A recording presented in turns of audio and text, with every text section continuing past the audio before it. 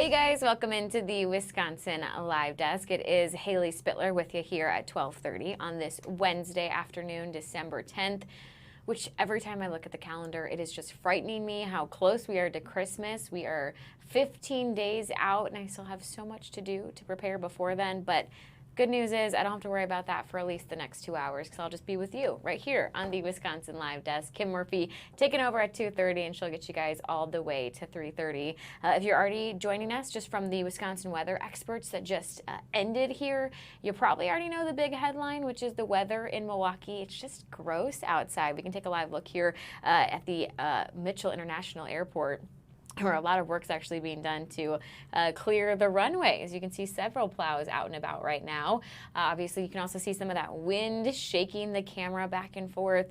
Temperatures aren't too bad right now, but we are expecting them to get pretty cold. So the big kind of advice we're getting from the weather experts right now is to do exactly what we're seeing being done on the runways here, which is go out and clear and shovel and snowplow as soon as you can, because all of that slush and that snow is going to turn to ice over the course of the next couple of days as those temperatures do continue to drop. We had our very own Tanner Hemker out all morning long. He's one of our photojournalists in our new kind of FOX6 truck that has all these cameras decked out.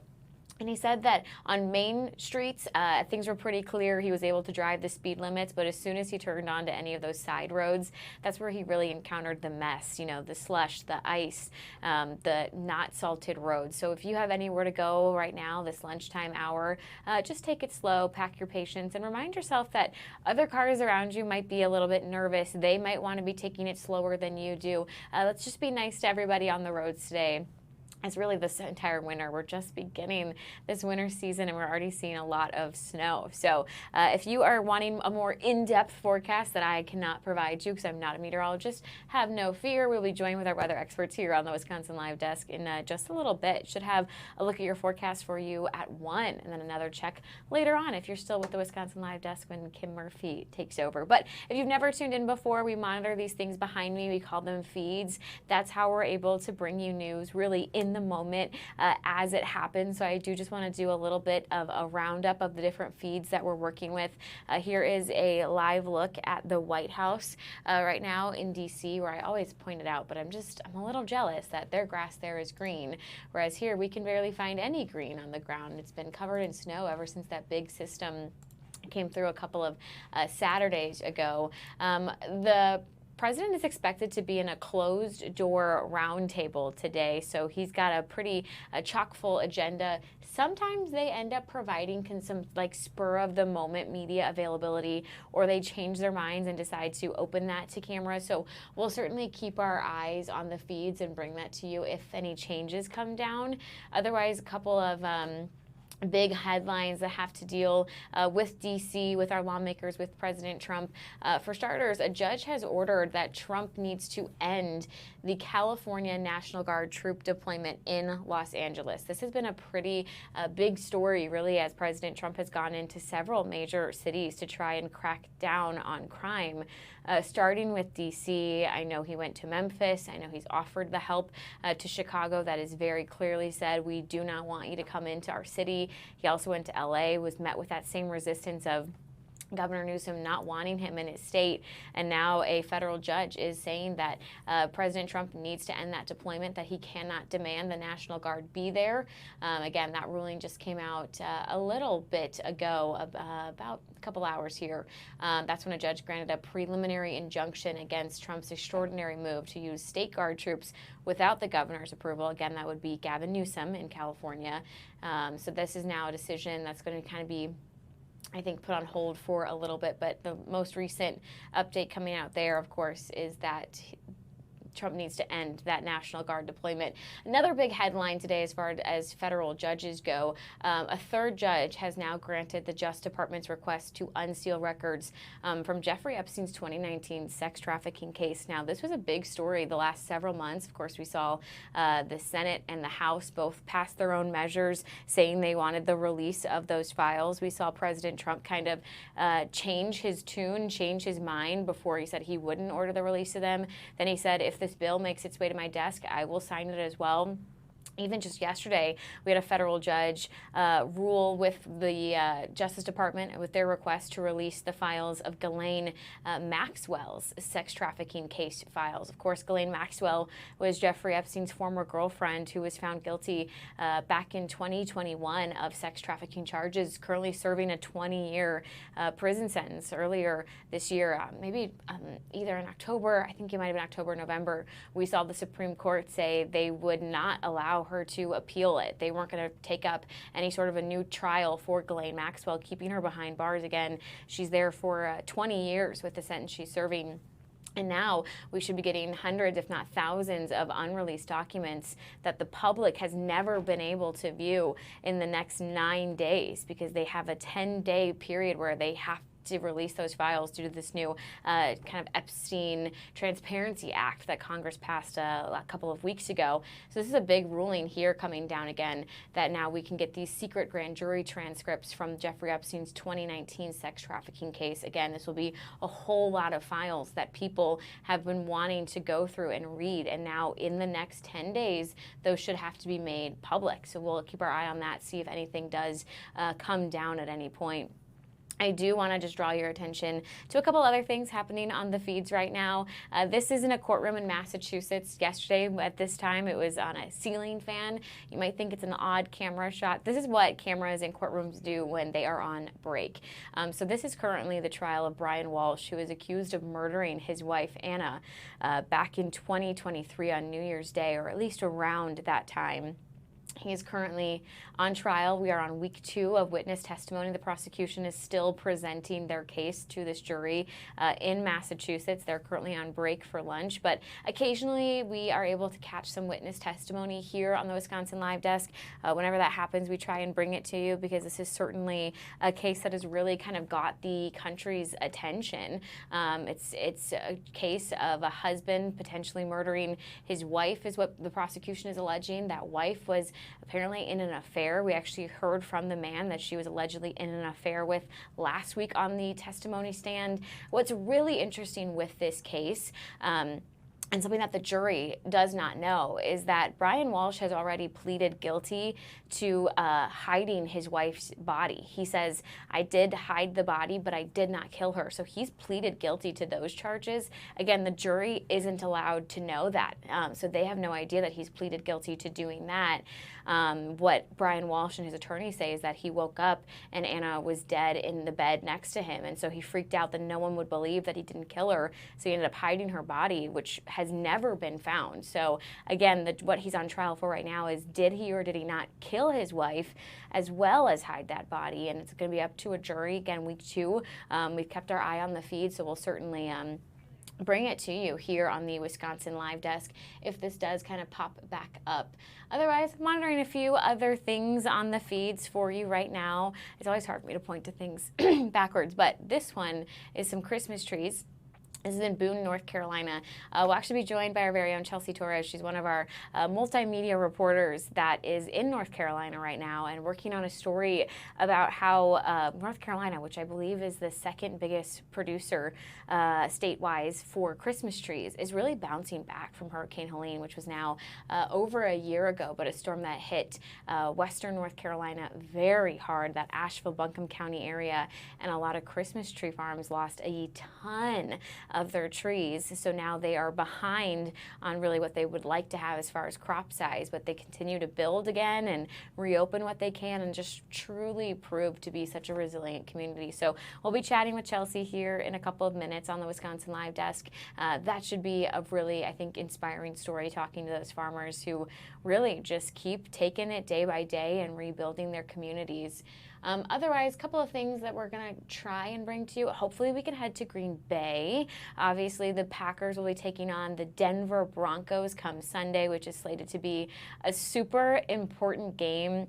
Denver is a very good team. They are the #1 seed right now for the AFC, so it's not going to be an easy road game for the Packers, obviously coming off their victory with the Chicago Bears.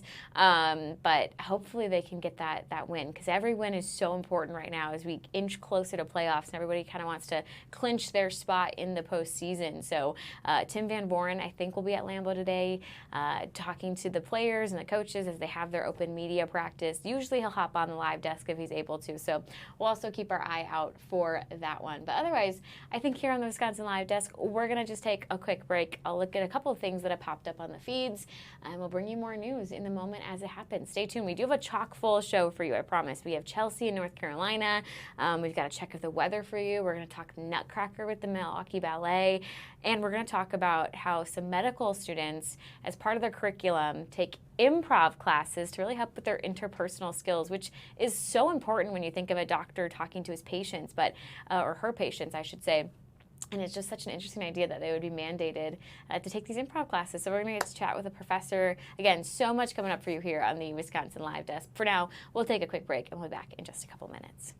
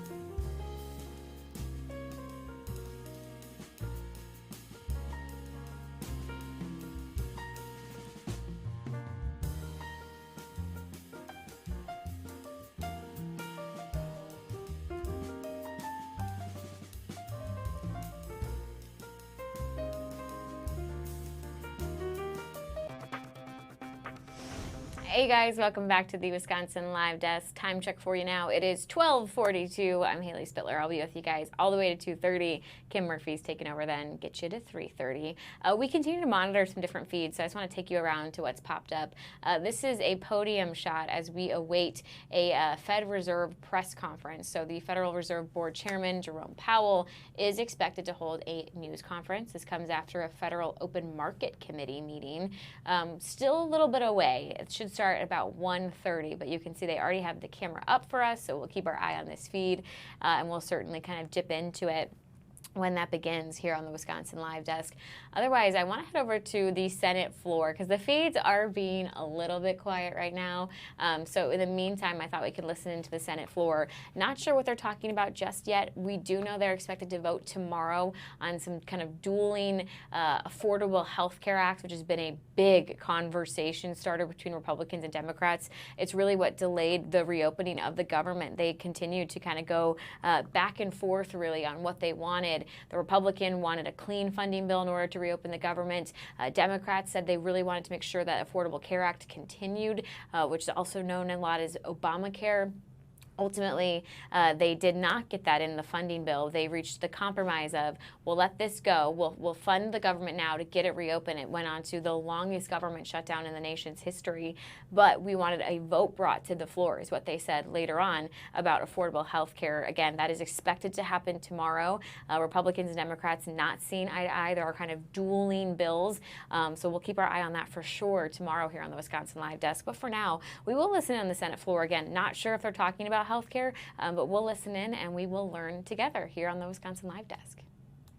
They can't get options for different health care insurance. They can't get cheaper rates, and they certainly can't go back to what the rates were in 2010 at $215 a month anymore, because under Obamacare, if you're in the individual market, that's not allowed anymore. That is absolutely prohibited in federal law now. So we have a very simple proposal.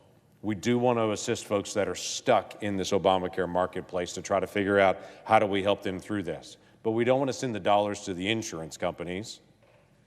That's a hole. We want to send it to the individuals that are there and to give them some greater choice on it. So our main proposal is, yes, we want to help them, and we want to help them immediately, but we don't want to send dollars to insurance companies and trust them that it's going to be taken care of. We want to get the dollars to those particular individuals and to say, let us help you in this process, get through this next year as we hopefully reopen this whole debate about health care. The second thing that we want to do is increase the options for coverage for those individuals and increase it right away so that they've got greater flexibility on what they can choose. We trust the American people as they're shopping in the marketplace for health care insurance to be able to make better decisions. Long term, what I'd love to see is let's open up the conversation about how we have associational health care plans. Right now, this small business owner that I talked to earlier this week, he is limited to only choosing things in the Obamacare marketplace, and the price is absolutely skyrocketing for him. He doesn't have the option to actually join together with other small businesses and to get better negotiation for a better rate. A big company can do that. If you're Walmart, you can do that. If you're JP Morgan Chase, you can do that. But if you're my small business owner in Oklahoma, they cannot. They're prohibited from doing that. Well, that's ridiculous. They should be allowed to be able to join together and to be able to negotiate for better rates so they can get greater options on that. We want to be able to help expand health savings accounts. Health savings accounts allow individuals to actually talk to their physician or to their hospital and say, how much does this cost? And to actually try to find a way to be able to compete for cost on it. Greater price transparency allows people to be able to choose if they've got to get an MRI, CT scan, whatever it may be, to say what are the best options to be able to do this. That actually brings the cost down. Most of the time people go to the hospital, they never know what the cost is for anything. They have no idea because quote unquote insurance is covering that until suddenly they don't. And then it becomes a big issue. That should be something we can all agree on. Greater flexibility, greater options on plans does nothing but help people. And an issue that I've worked on with several other folks in this room, and that's dealing with pharmacy benefit managers. We got to be able to actually land this. We all know that the rising cost of pharmaceuticals that's out there, we all experience that, and everybody says, what is the problem? It's the middleman in the middle of this that's actually controlling the formulary, controlling a lot of the pricing, and that completely hides the cost of everything on it. It's destroying, the pharmacy benefit managers are destroying our independent pharmacies in our rural areas all around the country as they continue to make more and more profits on Wall Street. We've got to say, we're not trying to destroy you, but you've got to stop destroying our independent pharmacies around the country, and you've got to actually be more transparent in the process on this. We have a bill that is a bipartisan bill that has come out of the Finance Committee that we have unanimous support for. Tell me how often that happens in this body, that we can't seem to get to the floor. We should be able to agree that if someone is trying to dramatically jack up the cost of pharmaceuticals on our individual constituents and the families in our neighborhood and destroying our independent pharmacies, we should all be able to agree that's anti-competitive, and that's got to stop. We should be able to do that. Listen, we've already passed this last July a $50 billion amount going to rural hospitals. to be able to stabilize those rural hospitals. We've already engaged in ways to be able to stabilize Medicaid long-term, to be able to make sure that program continues to work well. We've already taken on some of these things to be able to make things better. We've got to deal with the issue of individuals and their healthcare options and their opportunities to find better insurance to be able to take care of their healthcare. Let's increase competition. Let's increase options for individuals in the days ahead. But in the short term, let's at least get immediate assistance to those folks that need the help right now by getting dollars to those individuals, not by sending cash to the insurance companies and setting up a political time bomb right before the presidential election. That doesn't sound like that's actually helping people. That sounds like that perpetuates the same problem that we've already dealt with already. These are options that we should be able to have grown-up conversations and to resolve. There is a way to be able to resolve this. Let's get busy doing it. With that, I yield the floor. If you're just joining us, sorry, I popped up our producer there. Jeff's in the booth right now with Delaney, and I meant to hit our double box. But if you're just joining us, we were listening in there to the Senate floor. Again, they're talking all about health care. We are expecting to see some votes come down tomorrow during the Senate session regarding these two dueling health care bills. One is Republican-backed, one is Democrat-backed, so we'll have to see if either of those get passed. Obviously, a big conversation as people worry about their different health care premiums being increased soon and costing hundreds, if not thousands, more a year. We've covered it pretty extensively. Our own Jason Calvi, if you head to Fox Local, he's done a story on what that could mean for you here in Wisconsin. So we know it's an issue on a lot of people's minds as we head into the holiday season, which can already be a pretty expensive time of the year. So absolutely keep our eye on that Senate floor feed as well as on the vote tomorrow here on the Wisconsin Live Desk. But for now, we're going to take a quick break. We'll be back in 2 minutes, and we're going to talk Christmas trees out of North Carolina. Stay with us.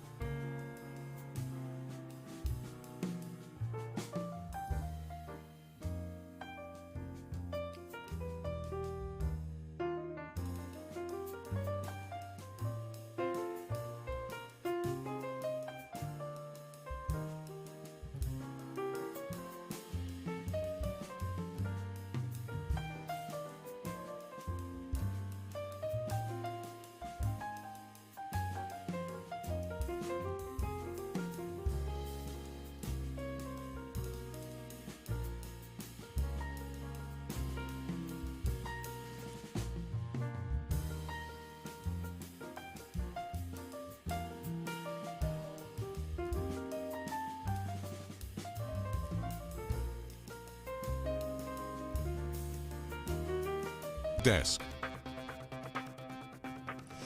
Hey guys, welcome back to the Wisconsin Live Desk this Wednesday afternoon. Time check for you. It is 12:53. We'll take a quick live look here in Milwaukee at Mitchell International Airport where you see the snowplows out and about clearing the runway because we've been getting all sorts of snow here in Milwaukee, which always reminds me that it truly is the holiday season. Christmas just around the corner, and I think a huge staple for any kind of Christmas season, of course, is a Christmas tree. So I want to go ahead and bring in our very own Chelsea Torres, who's joining us from a Christmas tree farm in North Carolina, an area, though, hit pretty hard with Hurricane Helene last year, Chelsea. So how is the supply looking this year out there?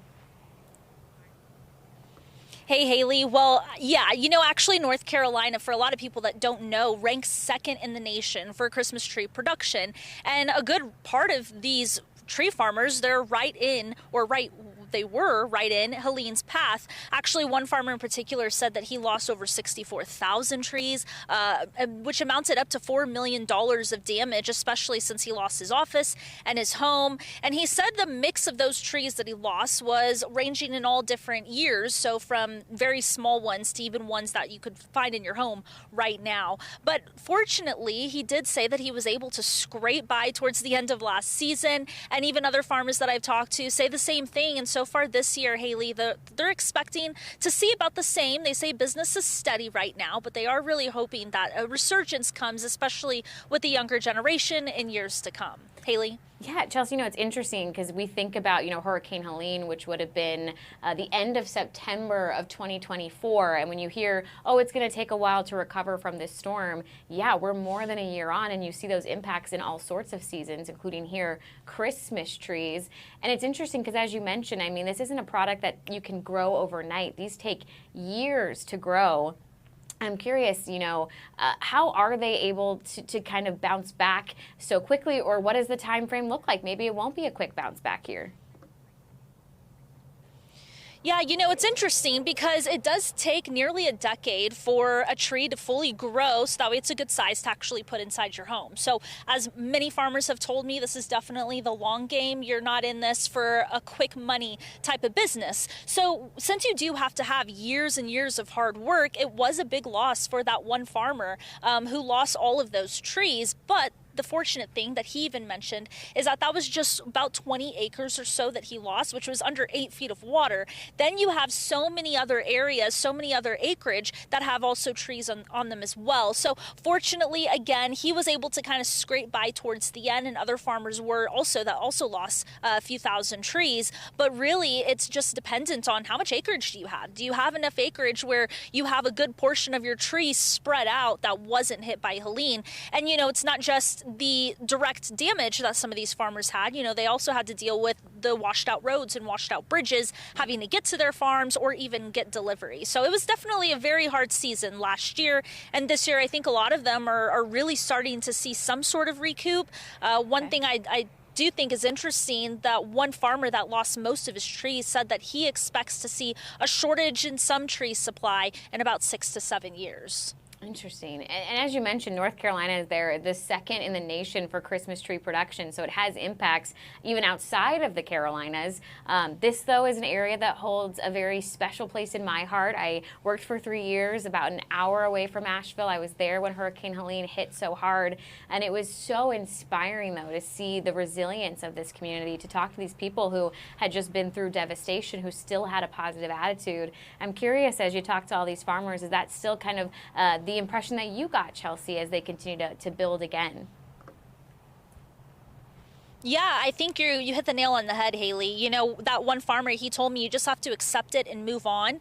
He said because, certain roads are washed out, you kind of just have to rely on your neighbors and the direct community around you. And every single person I've talked to since Helene hit, that's exactly what they've told me. It's neighbors helping neighbor. And they're the reasons each other, the community within those communities are the reasons why they were able to get out of that destruction.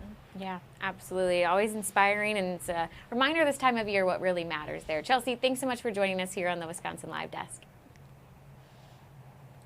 Thank you, Haley. Very own Chelsea Torres again reporting from Boone, North Carolina. I will say I'm slightly jealous of her because I noticed she wasn't wearing a winter coat anymore, which tells me it's a little bit warmer in North Carolina than it is right here in Milwaukee, where it is 29 degrees, so not a day that I would be taking off my winter coat when I'm out and about. And again, those temperatures are expected to dip even more, which is, it's the name of the game, living in Wisconsin, but I'm just never ready for it. I think I saw that we're going to have feels like temperatures over the weekend, potentially -20, -30. But again, I'm no weather expert. Lisa and Holly are. One of them will be joining us here on the Wisconsin Live Desk in just a couple minutes. I think it's our very own Lisa Michaels. So we'll take a quick break right here on the Wisconsin Live Desk, and then we'll be right back with your full forecast. So if you have any questions about what to expect still to come today or the rest of this work week or this weekend, Lisa's got you covered with all the answers. Stay with us.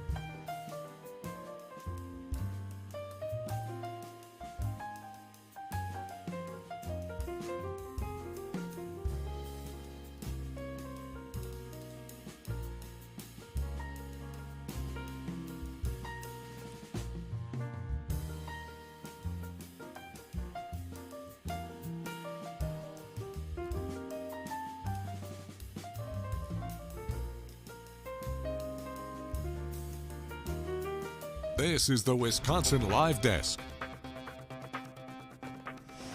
Hey guys, welcome back to the Wisconsin Live Desk. Time check for you now. It is 1:01 on your Wednesday afternoon, or what I like to call the day before I get to see the Jonas Brothers. Really excited for that, you guys. They're playing in Chicago tomorrow night, so I'm going to head over there because if you've never tuned to the Wisconsin Live Desk, you probably don't know this, but I am probably one of the biggest Jonas Brothers fans out there. Actually, Delaney and I did our Spotify Wrapped a couple of weeks ago when it came down, and Jonas Brothers were my top artist, but I was also in the top 0.01% of listeners worldwide, and this year they gave you your exact number.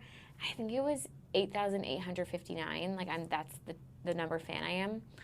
And that blew my mind because that's the entire world where there's 25 million listeners to the Jonas Brothers each month on Spotify. And I'm the top 9,000? Delaney, that surprised me. That was higher than I thought. Did it surprise you? It was higher than I was thinking, but I'm not surprised because you're a huge fan. So it does make sense. This is true. This is true. But enough about the Jonas Brothers. We are continuing to monitor the feeds behind me here on the Wisconsin Live Desk. Again, coming up soon, we'll have your forecast from Lisa Michael. She'll be joining us momentarily.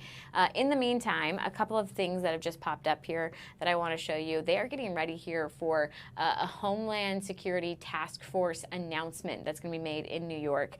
You can see some of the photographers and journalists are in the room. They've got the camera set up, but it has not begun yet. So we'll keep our eye on that feed and certainly bring it to you here on the Wisconsin Live Desk once it starts. We've also been keeping our eye on the Senate floor. Again, they have convened ahead of tomorrow's vote on the ACA tax credit. That's the Affordable Care Act. Again, Democrats, Republicans, not seeing eye to eye on this issue. We've listened in before as we were hearing from some senators and their thoughts on health insurance and health care costs in the country. And we will listen in again here while we wait to get your forecast from Lisa Michael. So stay with us as we wait for that. But for now, we'll listen in together and learn more from the Senate floor. Program. Now, doing this through health savings accounts and funding for cost-sharing reduction payments, these are things that are positive, that would help to bring some transparency to the system. Unlike the Democrat proposal, which only further adds to our $38 trillion in debt, the Crapo-Cassidy bill would drive down the cost of premiums and provide an off-ramp for the Biden plussed-up bonus COVID credits for individuals that were making six-figure incomes. Now, last week I introduced a package of bills to support and expand Tennessee's Medicaid innovation, including the Medicaid Primary Care Improvement Act, which would allow states to use Medicaid dollars to pay for direct primary care arrangements, expanding health care access for Medicaid beneficiaries and improving outcomes. And we're introducing legislation that I've worked on for years. Empower citizens to purchase health insurance across state line. Have portability on policies. If they get a policy that works, that they like, that they can afford, allow them to take that policy with them regardless of where they live. Again, common sense. We do know this. You've got to promote competition so that we can bring down prices and give consumers, individuals, patients, more power to price shop for affordable plans. Americans do not want the federal government in charge of their health care. They do not want socialized medicine. They do not want government-run health care plans, and they definitely do not want their hard-earned tax dollars underwriting fraud. I yield the floor. President. Senator from Iowa.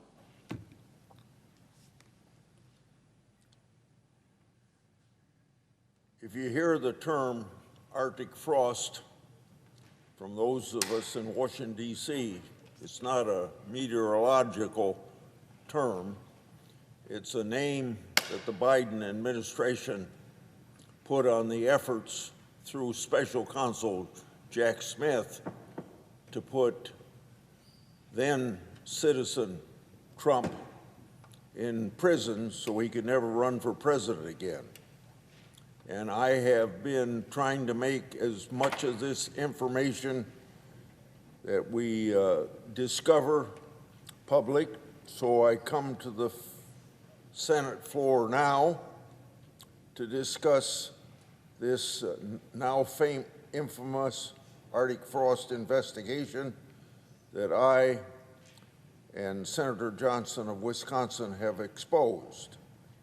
As we've shown through our investigation, Arctic frost was not just about putting President Trump in prison, but it was a means to an end. That end that the Arctic frost investigation sought was a vehicle by which partisan FBI agents and partisan Department of Justice prosecutors could improperly investigate the entire Republican political apparatus. As Arctic frost became Special Counsel Jack Smith's election case, it also targeted over 400 Republican groups and individuals. Recently, Senator Johnson and I have exposed that the Special Counsel's office obtained phone records of at least 11 senators and 6 members of the House of Representatives, all of them Republican. I expect there will be more members of Congress added to that list. Each of these subpoenas included a court-issued non-disclosure order. Recently, I made public Department of Justice documents, including emails. These documents showed that Special Counsel Smith's office knew of the constitutional implications of issuing a subpoena for congressional data. A May 17th, 2023 email shows that Molly Gaston from Special Counsel Smith's office emailed John Keller, one of the heads of Biden's Department of Justice Public Integrity section. In that email, we've been listening in here to the Senate floor, hearing from various senators talking about kind of a myriad of things. Before it was about the cost of health care. Now we're hearing a little bit more about Arctic frost, which is something we've actually heard Senator Johnson speak about before on the Wisconsin Live Desk, which, speaking of Ron Johnson, he is currently on a feed that just popped up. So we want to listen in here. He's obviously the chair of whatever subcommittee here is meeting. So let's listen in together and learn what Senator Johnson right here of Wisconsin is talking about. This hearing will demonstrate the key principle that must guide successful healthcare reform is re-injecting consumerism and free market competition into healthcare. Obamacare took us in the opposite direction and failed to reduce healthcare costs as a result. Data show patients pay approximately 10 cents of every dollar spent on healthcare. No one, and I mean no one, other than the accountants and clerks, knows what healthcare services and products cost. Not doctors, not nurses, not the patients. The U.S. spent 17.2% of GDP on healthcare in 2024 versus the other top 10 OECD countries averaging 11.3%. A 2019 JAMA paper estimated that at least 25% of U.S. healthcare spending is administrative, waste, errors, overcharging, and fraud. That would not be possible in a consumer-driven competitive market. It just wouldn't happen. The failure of Obamacare demonstrates that the federal government is probably the worst consumer of all. Instead of lowering costs and improving quality and service, Obamacare simply throws trillions of dollars at a failed system, hoping to mask its failures. The Democrats' stated denial will make it impossible to repair the damage done by Obamacare and transition to a system that works on a bipartisan basis. So Republicans will have to figure out a way to do it on our own. The purpose of this hearing is to lay out the next steps that need to be taken in the problem-solving process, accurately defining the problem and establishing the principles that should guide the development of solutions. Having competed in the private sector for more than 30 years, I can testify that free market competition guarantees three basic things: the best possible quality, the highest level of customer service, and the lowest possible cost and price. Isn't that what we want in healthcare? If we do, free market competition is the primary principle we must strive for and adhere to. With that, we'll turn it over to our ranking member. Thank you, Mr. Chairman. If today's hearing sounds familiar or repetitive, that's because it is. It is repetitive of the last hearing we held, and the chairman's opening statement repeats a lot of what has been the Republican mantra. I was inclined to say diatribe, but essentially to repeal the ACA. It has been the Republican mission since the passage of the ACA, and we have voted on it some 70 or more times. Fortunately, every time defeating the repeal effort. And I want to make very clear, our healthcare system costs too much. It has problems like fraud. It is far from perfect. So the chairman saying that I implied that there are no problems with our healthcare system, I think somewhat misstates what I've said in the past. Anybody consuming healthcare knows how expensive it is. But more important than what I say here is what the reality is for American families right now in their small businesses, like Dan Jacobs, in their farms, like Aaron Lehman, in their kitchen tables, their living rooms, where they are going to buy health care right now. All right, if you are just joining us, we were listening into this subcommittee Senate hearing where you just actually heard from Wisconsin Senator Ron Johnson moments ago, continuing to talk about really what we've been talking about for the last 45 minutes on the Wisconsin Live Desk, affordable health care. Again, Republicans and Democrats not seeing eye to eye on this issue. There is a vote set to take place tomorrow in the Senate with some dueling bills. Again, we will absolutely keep our eye on this topic, on this issue, and on that vote tomorrow. And we'll bring you the very latest here on the Wisconsin Live Desk. But I do want to get us to some pretty big news coming out of Milwaukee overnight regarding the death of a 10-year-old who was shot and killed. So our very own Abril Preciado has been news gathering for us, and she's going to join us right after this break here on the Live Desk. So stay with us for just a couple minutes.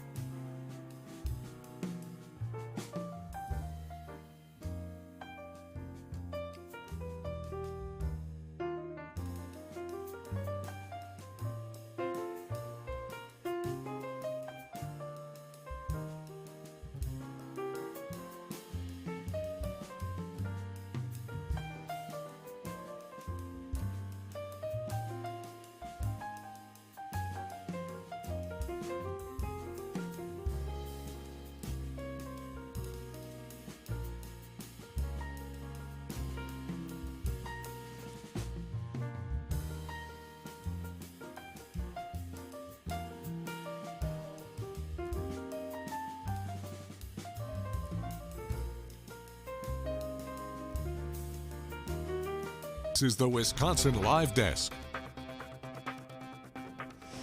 Hey guys, welcome back to the Wisconsin Live Desk. Time check for you. It is 1:16. I'm Haley Spittler. I'll be with you for the next hour and 15 minutes here on the Live Desk before Kim Murphy takes over, and she'll get you guys all the way to 3:30. So far on the Live Desk, we focused pretty heavily on some big national stories. We've been in D.C. a lot. We were in New York for a moment, in North Carolina even. But now I want to get to some news happening here in Wisconsin, here in Milwaukee. And that is the news of a tragedy, really. A 10-year-old boy fatally shot in Milwaukee, what we believe happened last night. We are working to confirm exactly when it happened. Currently, we're getting a little bit of conflicting information between the police and the medical examiner, but we're told this happened near Phillips and Clark, and it is the story that our very own Abril Preciado is working on today, so I want to go ahead and bring her in. Abril, tell us a little bit more about what exactly happened here. Obviously, just some tragic news to learn about. Hey, Haley's, yes, so right now we're still news gathering. I'm so sorry. I'm kind of hearing myself through the system right here. So just kind of bear with me a little bit. But yes, so far right now, I've been able to gather is that a 10-year-old child was shot just last night. He pretty much what happened was that it happened in Bel Phillips and Clark around 8:25 p.m. And PD says that they're still investigating the shooting. However, the Milwaukee Medical Examiner's Office is saying that the 10-year-old child accidentally shot himself in the face with his friend's firearm, and was then rushed to the local hospital. And that is what the medical examiner's office is saying right now. We have been trying to gather more information regarding the incident and about the child. We have reached out right now to some family members online as well to see if they're able to kind of provide us with more information. Obviously, it's a very difficult time, especially with the loss of a loved one, a child in this case. And so we're still kind of back. Since then, we have heard a statement from County Executive David Crowley as well, who kind of expressed his sentiment, and I guess I'll kind of like share with what he said in his Twitter account. Let me just pull this up really quick. Again, we're kind of working right now on the go. But pretty much he said that in his Twitter statement, he said that the news of another young child killed in our community is heartbreaking, and I'm thinking of everyone impacted by this tragedy. While the circumstances around the shooting are currently under investigation, one thing remains true: gun violence is a serious epidemic in Milwaukee County that requires real solutions. And there's more to that statement, but pretty much that's the sentiment that is being heard today. We also, while being out there on the scene where it happened, we also spoke to a neighbor in the area that also expressed his sentiments. He says that he has a 14-year-old child, and to know that a 10-year-old child in that same neighborhood was shot, that's kind of close to age to his child, was really hit close to home. And so he said he expresses his condolences and his deepest thoughts with the family, but he says that it's also kind of like a wake-up call for families and for parents to also kind of look out for their children, especially when it comes to violence. So that's pretty much what we have been gathering. We're still obviously on the go. As you guys can see, we're kind of right now on the go. We're inside our car right now. But yes, that's pretty much what we have. Obviously, Abril, the investigation is still ongoing. There's still a lot of information to learn here. The Milwaukee County Medical Examiner's Office has identified that 10-year-old victim as Zyshawn Oten. And as you have already mentioned, they're kind of presumably saying that it sounds like this 10-year-old might have accidentally shot himself. Deadly, fatal incident here, tragic. I'm curious, have anyone you've talked to, I know you mentioned a neighbor, spoken at all about potentially how important it is to safely be locking up guns and weapons so that they don't get into the hands of 10-year-olds like they did in this situation? In this case, the neighbor that we spoke to didn't really touch on that, but we know that county leaders and local Milwaukee leaders have been expressing that. We know that there are several locations in Milwaukee County and throughout the city that provide, for example, as you just mentioned, these gun locks to keep these guns and firearms safe and out of harm's way, and especially out of the hands of individuals that don't need to get their hands on them. In this case, I guess somehow it got in the hands of these children or this child in this case, presumably based on the information that we have gathered and what the Milwaukee medical examiner's office is saying. But yeah, that's pretty much what we have right now. As well, for those people that are watching, there are unlocks that are available from Milwaukee County at different locations. I believe they have them at police stations and other locations in the area to provide a safe place really to provide these firearms, or these guns, I should say. A great reminder there, Brill, about some of the resources available if you are a gun owner. Curious, as you consider news gather and you work on getting the different elements of this story put together, when can we catch your full story on Fox Local? Yes, so so far, you know that you guys can catch me this evening in our newscasts. All right, we will keep our eye on Fox Local later on, Abril. Thanks so much for joining us here on the live desk on the go as you continue to work on your story. Thank you. Again, a big story out of Milwaukee, that 10-year-old boy who the medical examiner's office is saying presumably accidentally shot himself. He did die in this shooting, so your heart does go out to his family and loved ones as we near the holiday season. An unimaginable loss of life right there. Brill Preciado still working on her story, news gathering, but we'll have that for you in its entirety here on Fox Local coming up later tonight. Taking a look at the feeds, we've actually had several different things pop up in the last couple of moments. So I'm going to pull up this one, which is the National Transportation Safety Board. It looks like they're providing some sort of a press conference or update right now. So let's go ahead and listen to this together here on the Wisconsin Live Desk. You are looking out in the dark to figure out, where is that aircraft? What is in my way? Is it a nuisance alert? Because I'll tell you this much, TCAS, below 900 feet, there are inhibits, basically alerts are inhibited below 900 feet. This mid-air collision occurred at about 278 feet mean sea level. You know, so the traffic, which was a traffic alert, you get that, you know, up until about 400 feet. But you don't get any resolution advisories after 900. So this does absolutely nothing. It puts in place subsection A, what existed on January. Just wanted to hop in here really quickly to set the scene for us as we continue to listen in together. This is Chair Jennifer Hamady holding a press conference right now with the National Transportation Safety Board, addressing some concerns that she has with some of the provisions that the NDAA has put in place and how they relate to that air safety, really, after last year's collision that we saw at DCA, which was the deadly plane crash with an American Airlines plane and a military helicopter. So again, she is addressing some concerns of some safety provisions with the NDAA. So we'll listen in together now that we have a little bit more background information as to what we are listening to together here on the Wisconsin Live Desk. I have checked with our entire Office of Aviation Safety. Nobody actually knows what a commercial aviation compatibility risk assessment is. You would think someone writing language dealing with aviation might want to know what that is. If you want to talk about safety risk assessment, we know what that is. And we can tell you from our investigation, the Army wasn't doing it. They don't know the DCA airspace. You know who knows? The FAA, who has absolutely no role, according to this legislation. It says the secretary has to be consulted. Where's their role? Their expertise. And I respect them. Yes, you know, there are certainly a give and take in investigations, but I respect them. Their expertise is our airspace. Where are they consulted in here? Where's their risk assessment? It isn't here at all. Apparently, that military department has to do a risk assessment that they don't even know how to do now.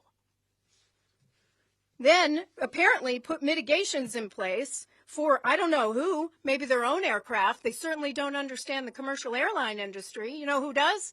The commercial airline industry, who's also not consulted. If it sounds like I'm mad, I am mad. This is shameful. You know, then it goes on to say, you know, this has to go to Congress. I've written those things before. Listen. I worked for Congress for 15 years. I know how to read legislation. I know how to write it. This is not how you write it. This is terrible. So then it has this report on near misses by the Secretary of Defense. Here's what I'll say. Where was the FAA and the DOD in particular when we discovered there were 15,241 close proximity events in our investigation? They didn't know that. We did. So what do you think is going to come from a near miss report of investigation of accident data that only the FAA collects? They don't know what a near miss is. They don't even have a definition for one. So, there's a lot of that really takes us through all the provisions in here. This should be stricken from this legislation. I've already stated that the Rotor Act would go a long way. I'm not going to get ahead of our D.C. investigation with any recommendations that we're going to come out with once we finalize. All right, if you're just joining us here on the Wisconsin Live Desk, the last couple minutes we've been listening into this National Transportation Safety Board press conference where we're hearing from a chairwoman who is very passionate about kind of what's happened in the last several months after the deadly mid-air collision that we saw in January between an American Airlines plane that was about to land in D.C. that then collided with a military helicopter. In total, 67 people lost their lives in that collision. We've just been listening to some of her frustrations and what's happened in the last couple of months and really what's not happened in the last couple of months as that investigation continues. So you can see she's just begun the kind of question and answer portion of the press conference. So we'll keep our eye on that here on the Wisconsin Live Desk and let you know if anything big or some important updates really come out of that, and we'll inform you here on the Live Desk. But for now, we're going to take just a quick break, and then we'll be back with some more Milwaukee stories for you, some opportunities to maybe get you in the holiday spirit, making you realize that it is Christmas time. Again, I'm a little bit concerned with how fast Christmas is approaching. 15 days from today will be Christmas morning. That is crazy. We'll be right back in 2 minutes. Stay with us.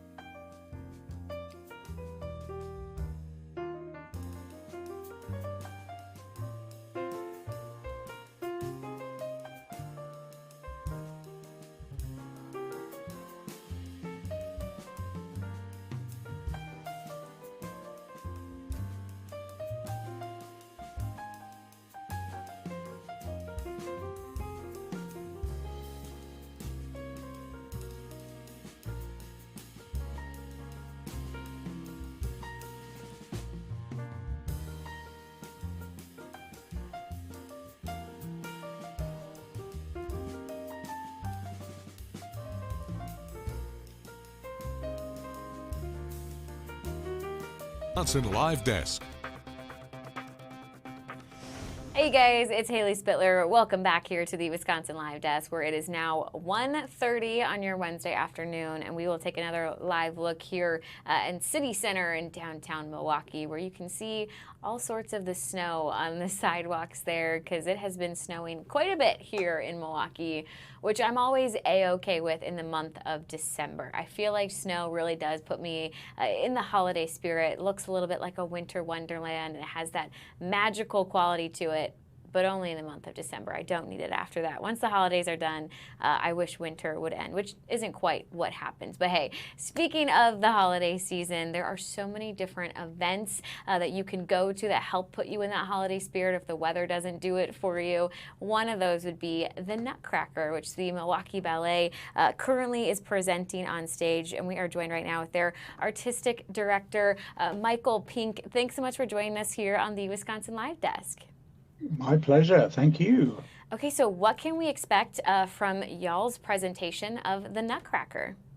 Well, you've been talking about trying to get people into the spirit of the season. There is no better way than to come to the PAC to see the Milwaukee Ballet's Nutcracker, primarily because it is a festive occasion. There are so many people come to see the Nutcracker annually who do not normally come to see a ballet performance, a dance performance. And they come with their families, their relatives, their children, and they just have a really wonderful time to escape into the magic of this production. Now, the music is by a famous Russian composer, Tchaikovsky, who wrote some of the world's most famous ballets. I think a lot of people would recognize the music, not realizing that they know what it is. You can see on the screen the pictures of just fantastic costumes, wonderful scenery, live orchestra, and on stage we have approximately 100 people performing on stage. The Milwaukee Ballet School and Academy students are on stage, our second company, our principal company, and a whole host of people backstage who make the magic happen. So we are in full festive mode. We opened last week, and we're going to be running through to the 26th. We have 2 shows after the Christmas day. So I always say to families and friends, if you've got people coming into town to celebrate the Christmas day with you, then please come and join us the following day, and we will make sure that we bring spirit and happiness, and most importantly, a sense of escapism and unity together in the PAC Theatre. I think there's also, just something beautiful about holiday traditions. I know for so many families, it is a tradition to go and to see the Nutcracker, and it looks so effortless on stage, but I know it's anything but. I mean, there's so much work that goes into putting on a production like this, especially with just the number of dancers that you guys have. How long have you been gearing up and getting ready for the Nutcracker this year? Well, we had quite a lot of new people, so we spent 3 weeks preparing. 3 weeks, so that's working about 6 hours a day for 5 days, and then we come into the theatre and we bring in all the lights and the scenery and the technicians and the orchestra, and we put everything together on stage. And you're right, it is a tradition. And traditions are the way in which we define our community, our spirit, our reason for being together. And so I'm so thrilled that Nutcracker is a family tradition. And as I said at the beginning, people who think they don't like dance or ballet always come to this performance and go, my goodness, I had no idea. And then for them, it hopefully becomes a tradition. The other important thing to remember is that our dancers, the 2 dancers you see on screen here doing these breathtaking lifts, they will be dancing 3 or 4 other roles. So in any one given performance, they will be changing from one character to the next and to the next. So they have to retain an awful lot of information. But they're highly skilled artists as well as athletes. And remembering that the life of a dancer is one that's incredibly short. But you start very young, as with a lot of our students in the production. They one day will maybe be dancing the leads in the production. And indeed, the lady on screen that you just saw, Jennifer Hackbar, she first appeared in our Nutcracker when she was 7. And look at her now, she's the leading dancer in this production. So it's a family event, it's a traditional event, and I just hope that people will want to maintain that tradition, and also will want to just come and be able to get inside the theatre, get away from all that noise and stuff that's going on outside the theatre, and just escape into the magic of live theatre. Because we in Milwaukee have so much wonderful live theatre, whether it's the First Stage Children's, whether it's the Repertory Theatre, Skylight. We have just so many wonderful productions that people can celebrate and feel good about. Yeah, we do. We're so lucky here in Milwaukee to have so many different theaters and opportunities to go and take in the fine arts. And the word you just described when you were mentioning ballet that I love is athleticism, because I always think people forget that these are athletes on that stage. It takes such strength and such skill to perform in a ballet. It is not easy. What does training look like for these performers and these athletes? Well, certainly training when you first begin, you have to invest probably the best part of 6 to 10 years of actual training before you would even begin to get close to becoming a professional dancer. But each day we start with about 1.5 hours of preparation. And this is when the dancers come in and, like any athlete, they have to stretch, they have to warm up their muscles. And then we build, through a class, which is done with live music, we build a series of exercises that will just put all the bits together, whether it's good for the knees, for the backs, for the arms, for the head, and ultimately getting to them jumping and doing some of the spectacular things that you will see in the production.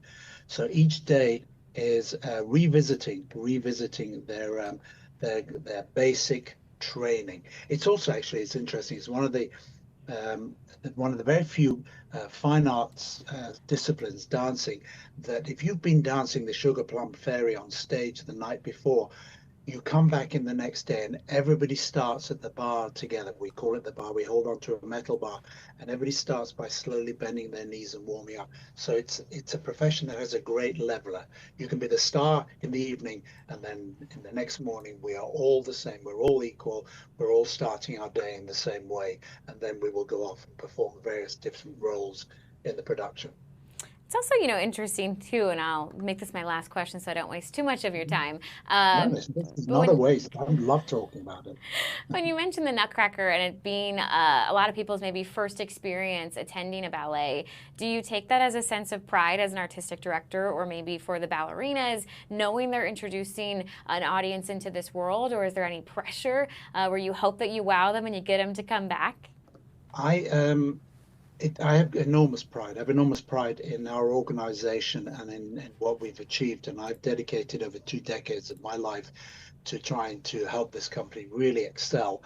And when I meet somebody who will tell me that they came to see the performance for the first time and what it meant to them, that of course makes me feel very proud of the company, but also of the fact that I maintain, if I can get people to step over the threshold into the theater, I am almost 100% confident I can get them to understand the dance a little bit more and invariably appreciate it even more. So all I say is, your job is just to come to the front door, step inside. My job is to make sure once you're inside that the rest is just magic, is information, and you will experience things, whether it's the Nutcracker or whether it's one of our more contemporary works. You will experience something that perhaps you never expected to experience. And that has happened several times in my career with people who are in their 90s, who have never been to the ballet, and they come and they of course say, why didn't I come sooner? But it's never too late, but I guess the sooner we start the relationship, the sooner we can really enjoy the experience. And of course, because in this country we always have to raise money to do just about anything when it comes to social services and the arts, there's always the hope that somebody will come in and feel so moved. They'll say, how can I support you? What can I do to make sure that we are here for now and for the future? Because the one thing about the Nutcracker is it's generational. It's generational. It will go on. And so many of our young students are now parents, and they're bringing their children to it, and grandparents bring their children. So it has this tradition, and let us just make sure this tradition lives on forever and ever, because it will give us that sense of festivity, the season, the spirit of the season, and it will also help us all in Milwaukee to become really conscious of our fine arts and just how proud we can feel of the quality of what we produce in our city for everybody. Yeah, absolutely. And again, we can catch the Nutcracker now really through the end of Christmas, even December 26th, there's that show. So lots of opportunities. We'll make sure and put more information up on Fox Local. But thanks so much for joining us here on the Wisconsin Live Desk. Yeah, and I would say to people, get on with buying those tickets because there's a few of them left. But please don't be disappointed. All Have right. a wonderful festive holiday, Haley. Thank you. Lovely to talk to you. Lovely to talk to you. Go get those tickets now before they're gone, because the Nutcracker, all those photos there just looked stunning. You can tell just how skilled all those performers are. All right, we're going to take a quick break here on the Wisconsin Live Desk, and then we're going to switch gears and talk football. Got to talk your Green Bay Packers coming up here in just 2 minutes. Stay with us.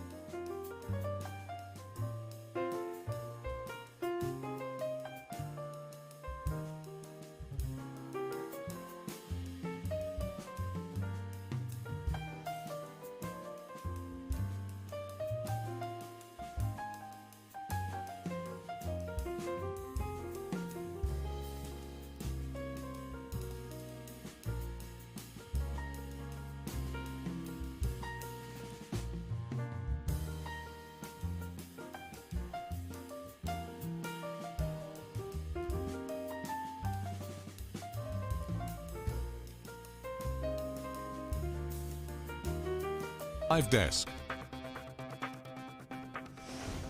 Hey guys, welcome back to the Wisconsin Live Desk. It is Haley Spittler with you here at 1:43, and it is time to talk football. We got to go ahead and bring in our very own Tim Van Born, our sports director, who is zooming in from Lambeau.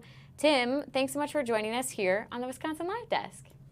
Haley, it's always fun. We seem to do this most Wednesdays, and it seems like we're usually talking about a big game coming up for the Packers. Such is the case again this week. Yeah, I was going to say, we usually start, I guess, recapping what happened last week, which if you want to just go super fast through that, because we don't need to talk about the Bears losing for too long. Yeah, where are you from, Haley? Very impressive round one between the Packers and Bears. Great football game, really. I thought it was. I was kind of joking in the press box with some of the other reporters, but what do you think the Fox ratings will be today? And then when it was 21-21 in the fourth quarter, I texted a couple of them saying about those Fox ratings. So, you got to figure that much of the nation was watching. It was Lambeau Field on a crisp December Sunday, late afternoon, early evening. It came down to the wire. The Packers got ahead. The Bears had a chance. It was great theater, and they'll play again on December 20th.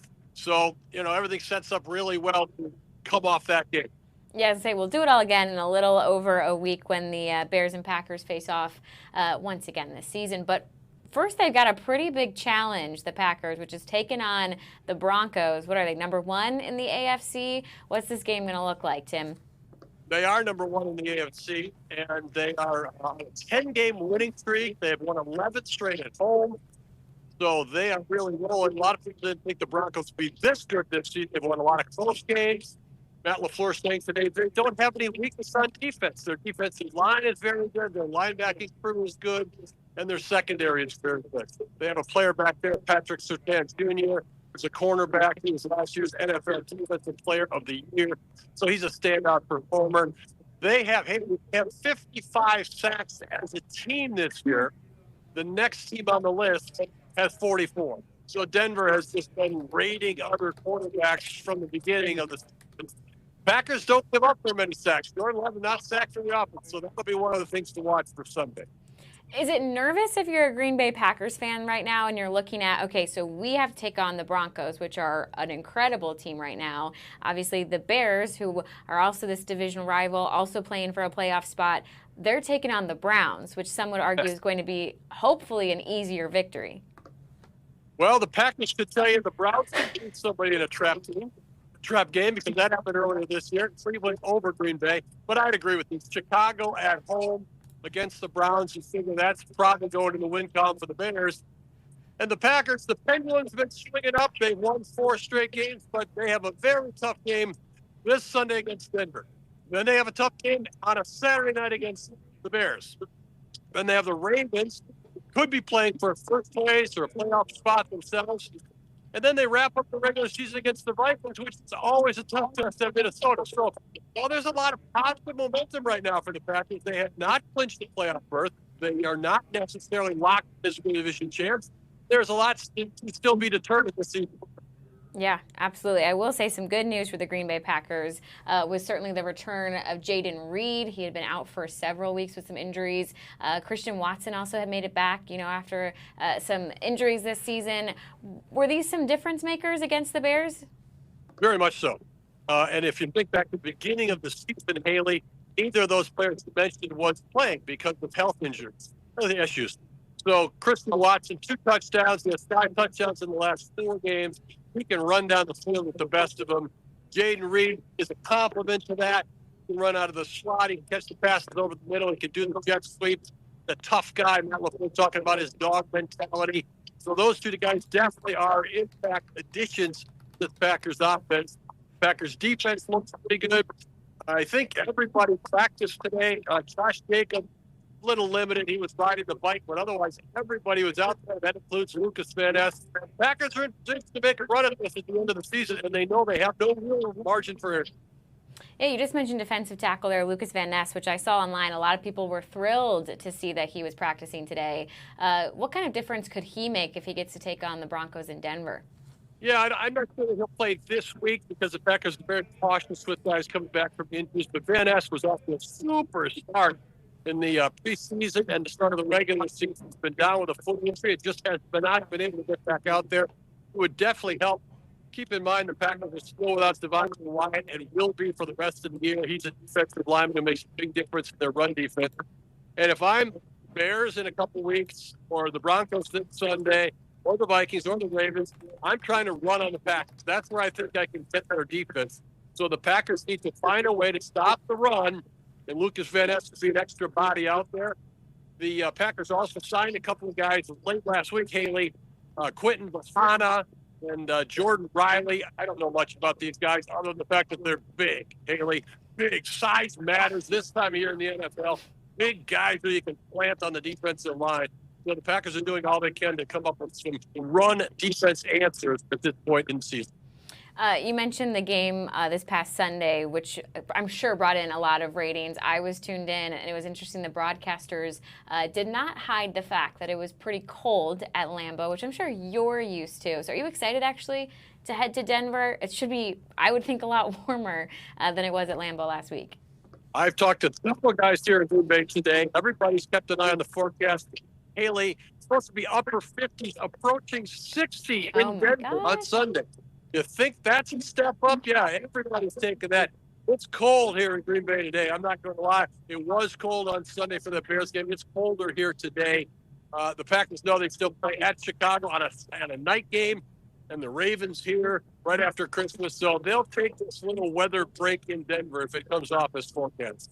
Yeah, absolutely. All right, TVV, anything else you wanted to mention before we let you go here on the live desk? No, we're ready to go. It's always good to be on with you. I wish you continued success with your fantasy team rolling into the playoffs, and the Packers hope they can roll into the real playoffs too. I love that. Yes, and the Bears as well, TVV, right? It's probably looking that way. I think the Bears are impressive to me. Haley, I think the Bears should have felt very good about their performance on Sunday, despite losing the game. Okay, I appreciate that. Some positive words. Look, at Green Bay Packers and Chicago Bears fans, we can be civil. That's what we're really proving here on the live desk. Absolutely. And you and I have already talked much longer than Matt LaFleur and Ben Johnson together. So we'll just keep it going. Okay, perfect. It's a plan. All right, TVV, thanks so much for joining us. I'm sure we'll catch up again next week. Sounds great. Again, it should be actually a pretty tough one for the Packers taking on the Denver Broncos. And I was reading, it's only the second time in franchise history that the Green Bay Packers have gone to Denver in December. So we'll have to see what happens. Hopefully they can get the victory or not. That would help the Chicago Bears. But either way, we'll be watching, and TBV will be there, and he'll have you covered for sure. All right, we're going to take a quick break here on the Wisconsin Live Desk, and then we'll be right back.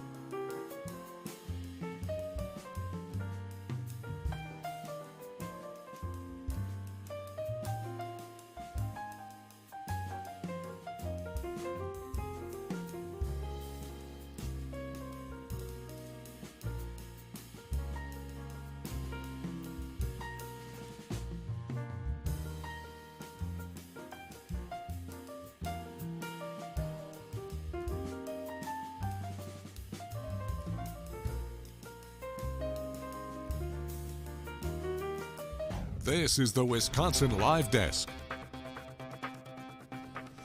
Hey you guys, welcome back to the Wisconsin Live Desk. Time check for you. It is 1:53, and I want to get us back out to something I showed you about an hour ago, which was an empty podium. But now, as you can see, Federal Reserve Board Chairman Jerome Powell is there. He is holding his news conference after the Federal Open Market Committee meeting. So we're going to listen in together and hear from Jerome Powell.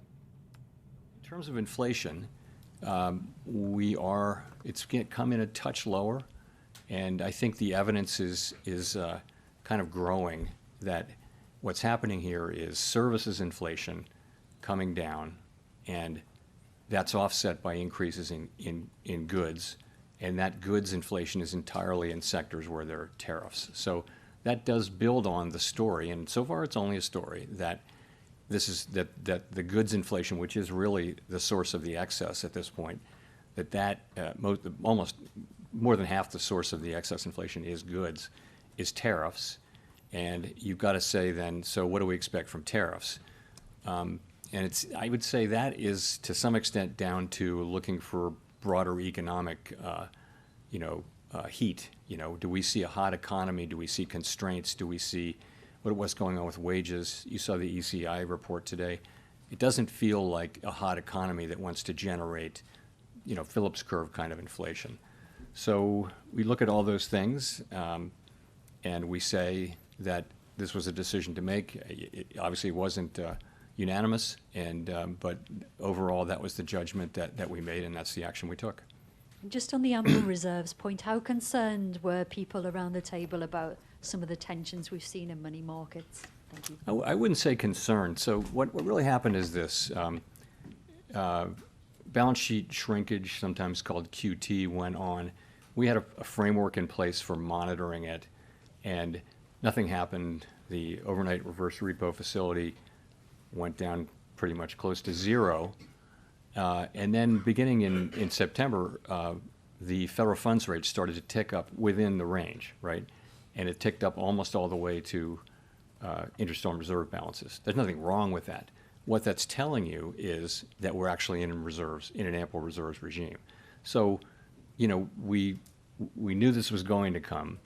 When it finally did come, it came a little quicker than expected, but we were absolutely there to take the actions that we said we would take. So, and those actions are today. So, you know, we announced that we're resuming reserve management purchases. That is completely separate from monetary policy. It's just we need to keep an ample supply of reserves out there. Why so big? The answer to that is, you know, if you look ahead, you'll see that April 15th is coming up, and our framework is such that we want to have ample reserves even at times when reserves are at a low level temporarily. So that's what happens on tax day. People pay a lot of money to the government, reserves drop sharply and temporarily. So this seasonal buildup that we'll see in the next few months was going to happen anyway. It was going to happen because April 15th is April 15th. There's also a secular ongoing growth of the balance sheet. We have to keep reserves, call it constant as it relates to the banking system or to the whole economy. And that alone calls for us to increase about $20–25 billion per month. So that's a small part. That's going on. It's also happening in the context of a temporary few-month front loading to get reserves high enough to get through the tax period in mid-April. So that's what's happening there.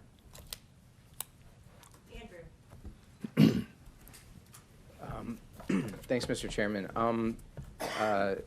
This is the last post-FOMC press conference before an important Supreme Court hearing next month. Can you talk about how you're hoping the Supreme Court will rule?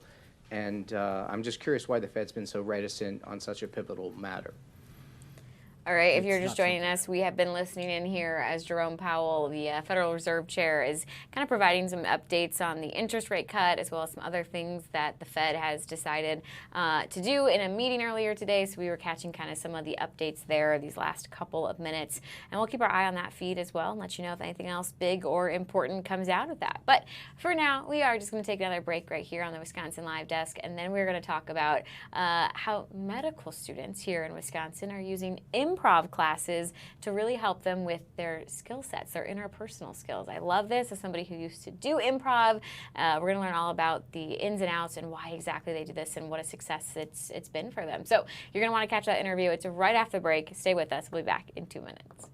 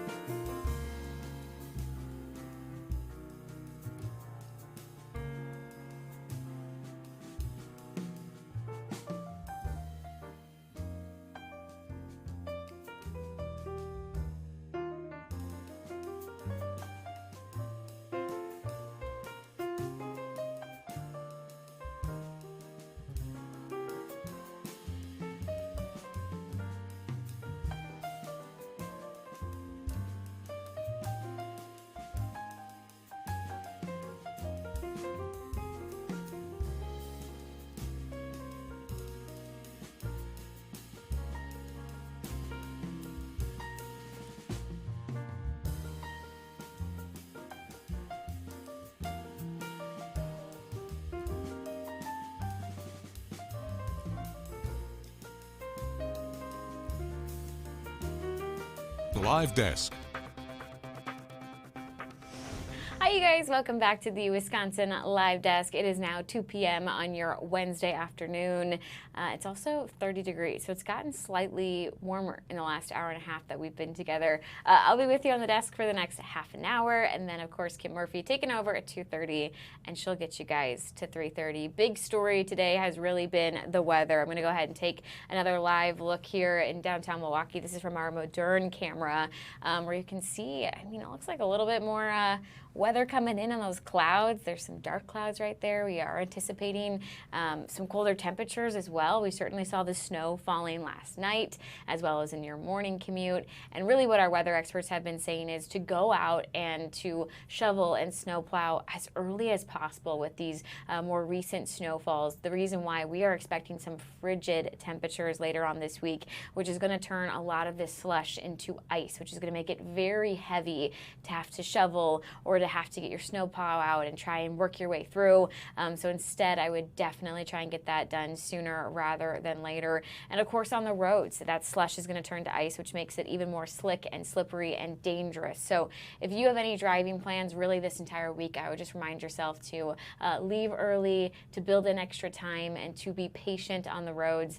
I always like to remind people as well that the other drivers around you might be a little bit nervous or anxious to be driving in these types of weather conditions. So if they're going a little bit slower than you would like, let's just all remember to be kind to one another on the road so we can all get to our destinations safely. I know it's a busy time of year and there's probably a lot of traveling going on.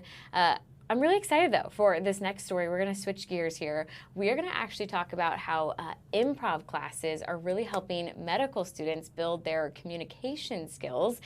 This is something that UW School of Medicine and Public Health is doing with their students. And we're being joined right now with Professor Zielinski, who I'm going to go ahead and bring in here on the live desk. Professor Zielinski, thanks so much for joining us this Wednesday afternoon.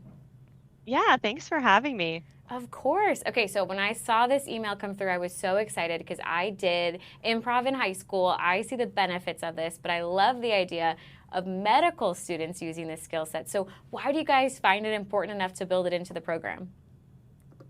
So I think just like you probably realized when you were doing improv, it makes everybody very nervous because we don't have a script and we don't know what's going to happen, which is also the beauty of it. And so the same thing happens in a medical encounter.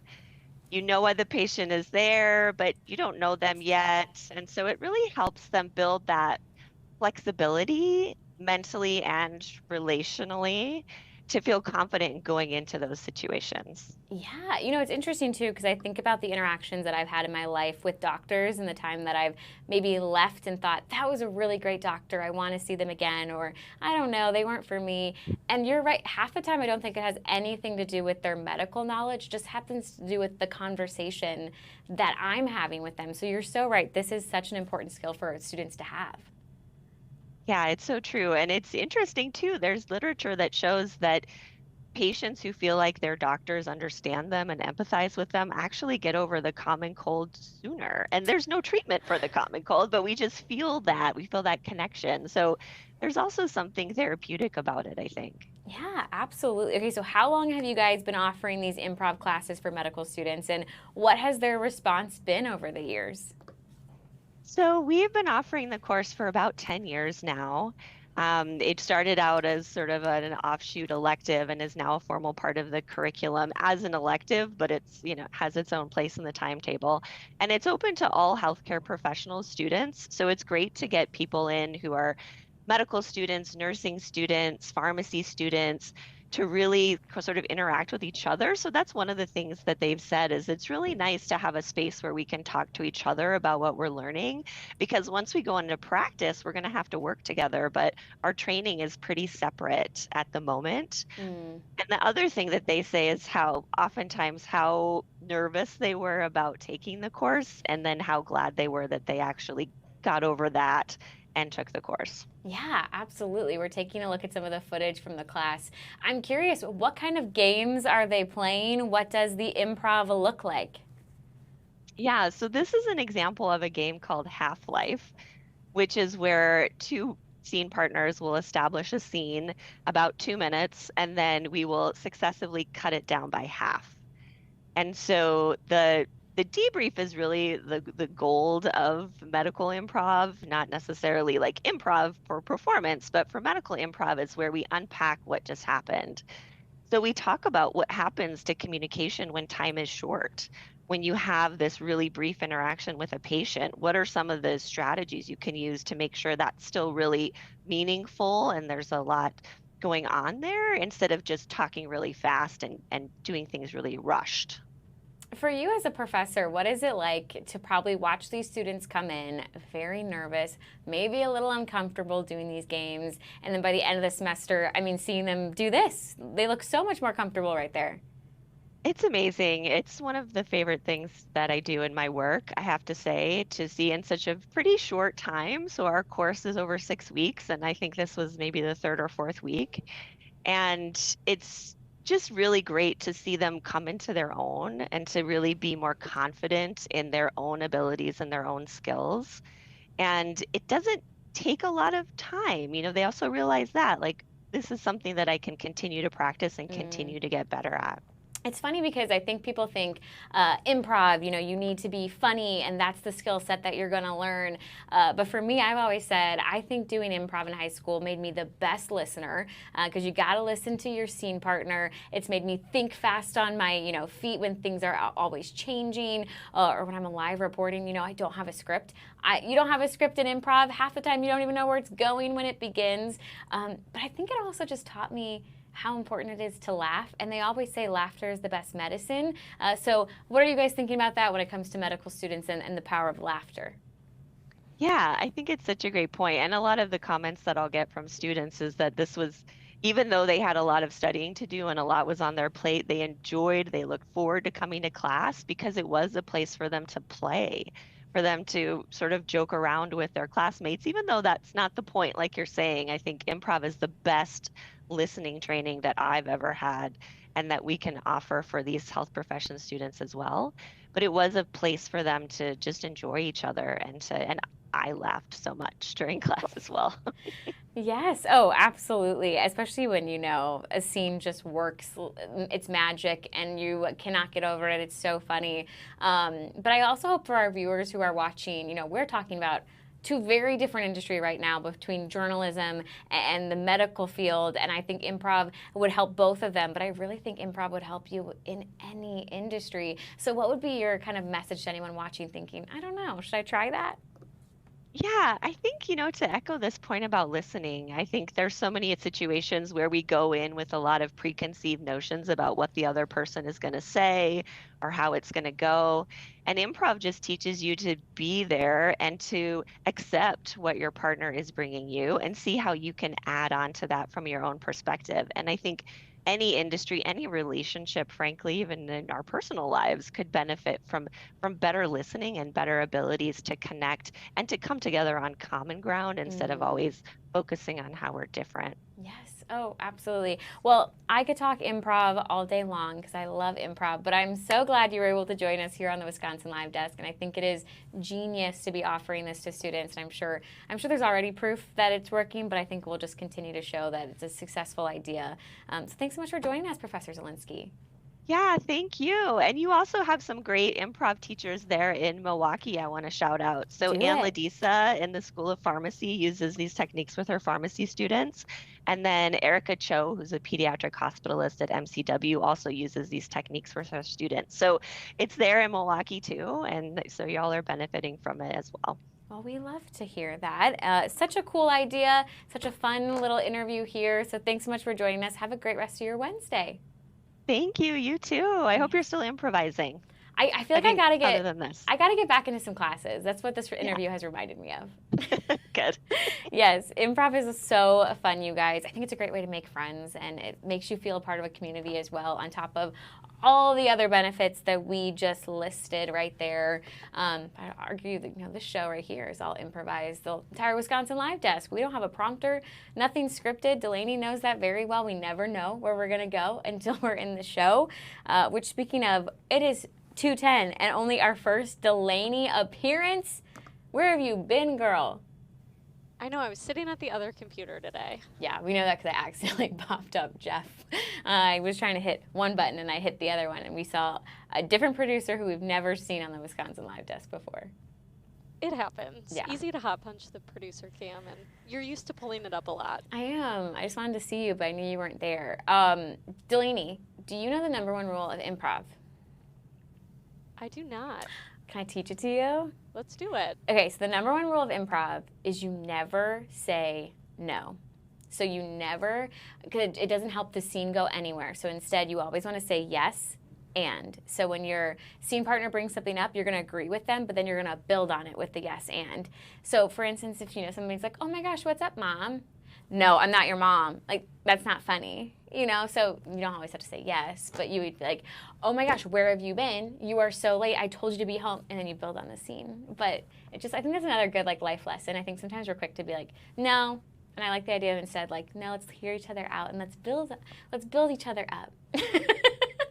Good to know. I didn't know that. Yeah. But that makes sense. Yeah, so if you're ever watching a scene and somebody says no in an improv class, not a good moment.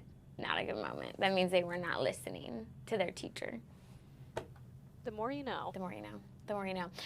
Since I have you, we should do question of the day. Let's do it. Okay, so I thought this was a very Wisconsin day. It is National Lager Day. Is that how you say that word? Yes. Okay, because I thought so, but then I started doubting myself I anchored Wake Up at 11, and we teased the Wisconsin Live Desk, and I was like, I swear it's lager, but now I'm questioning myself, so I'm glad to know I was right. So question of the day. Do you like lager? Do you have a favorite lager? Fill me in, Delaney. I do not like lager. I don't really like beer, but I really don't like lager. Okay. Interesting enough, when I took this poll, I could see your drink of choice, which looks like a Smart Water. Is that what that is? It is. Oh my gosh. Look at my eagle eyes, my observation right there. Delaney and I are on the same page. I don't like lager. I don't like beer at all. I've tried it. Occasionally, I can find an Oktoberfest beer that I like that's okay, but for the most part, I don't enjoy it. It's liquid bread. I'm with you on that. Yeah. I just think that there's so many better things to drink. I mean, I'd rather get an espresso martini. I'd rather get a hard seltzer. I'd rather get anything else than a beer. I just feel like there's more fun mixed drinks. Yeah. But did you ever go to the Brewing Project in Eau Claire? Oh, yeah. Okay. We went there a few times. What I like about them is that's a place I feel like everyone can find something, because they have their own version of White Claw on tap, essentially. And I go, thank you, because I can go and I can get a drink now. I know. I liked that about them. Yeah. Something for everybody. Fun fact, Delaney, I used to live right there. There's an apartment complex right there called The Current. Did you really? And that's where I lived. And do you know how many times I went to the Brewing Project? I feel like you probably only went a couple times. One time. And I was like, this is so convenient. There's a brewery right there. One time. Anyway, let's do true or false, shall we? Let's get to it. We shall. True or false, lagers ferment at warmer temperatures than ales. Well, there has to be something different about it. True. This one's false. They actually ferment at cooler temperatures. It slows down the process and suppresses fruity flavors. Say that again. It slows down the process. Uh-huh.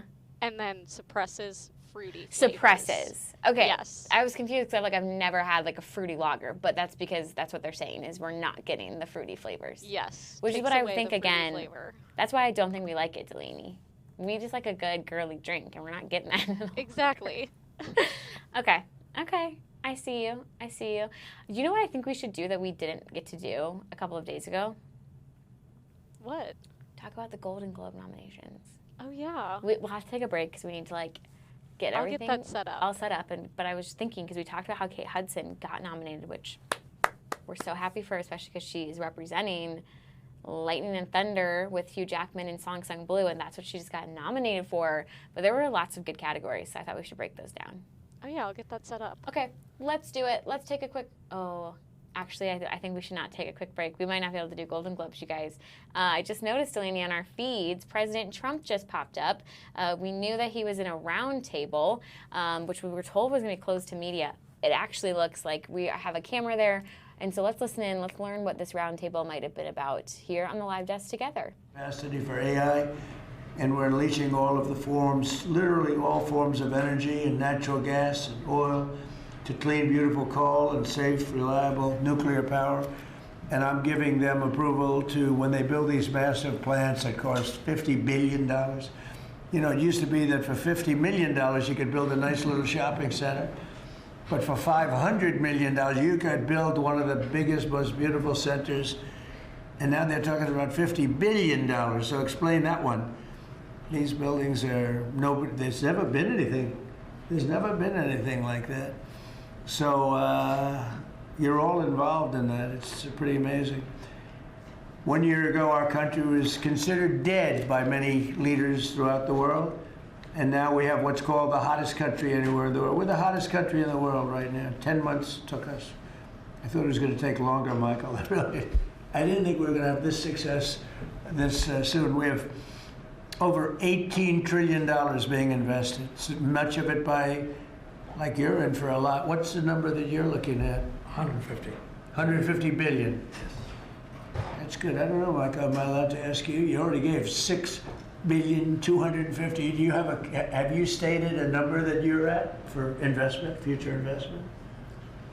Well, you know, if I think about all the, you know, investment that we make with the American companies that are adding capacity, particularly around semiconductors, it's several $100 billion. I think that's right. It's pretty good. Yeah, it's pretty good. It makes the 6 billion sound very, very small. That's very good. Antonio, what about you guys? What about you and Enrique? How's that going? Well, have you announced a number or anything? No, I'm actually happy to share it with you. Over the next few years, we're going to invest an additional $3.5 billion building secure manufacturing. Right. We build the largest supercomputer for the United States government that supports both the DoD and DOE. So in the next 18 months, we're going to build the largest 5 supercomputers that will keep the United States ahead of the game, both in life science and AI, but also to keep ahead, owning the entire stack at the national security level.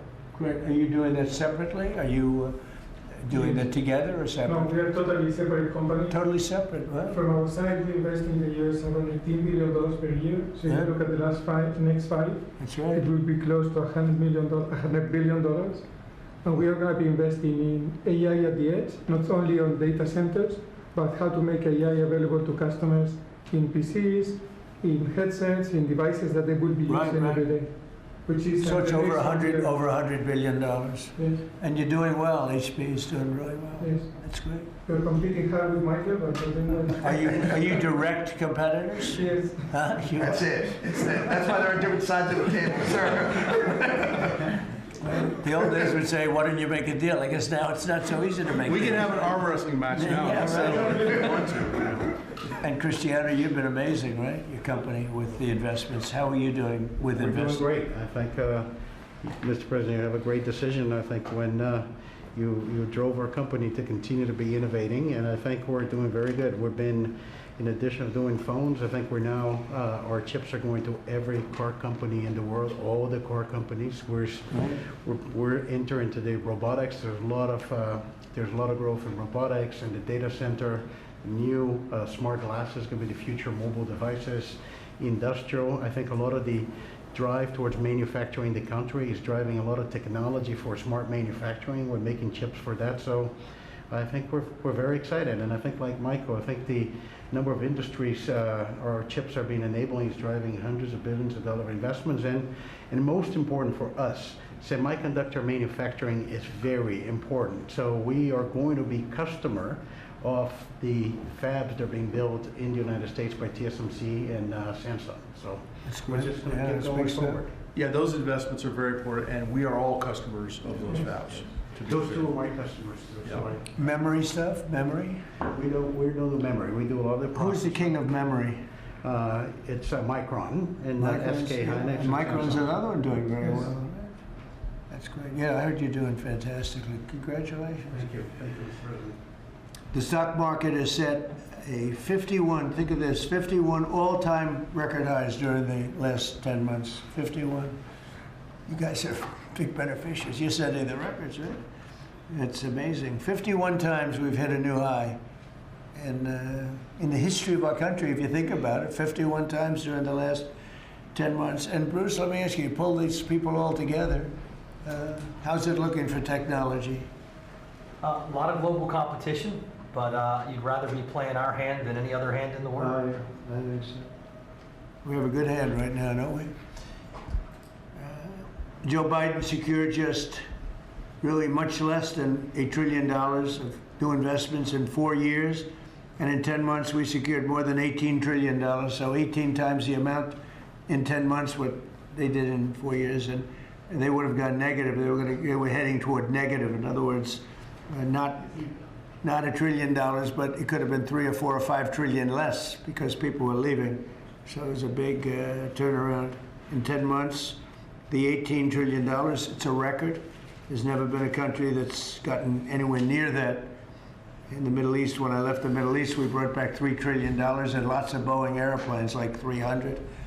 And Boeing gave me the award for the greatest salesman in the history of Boeing, which was a nice little award. I have a little plaque. The greatest, I think I've sold 1,000 Boeing planes. Can you believe it? Now all they have to do is make them. Okay, they got to make them, but they will.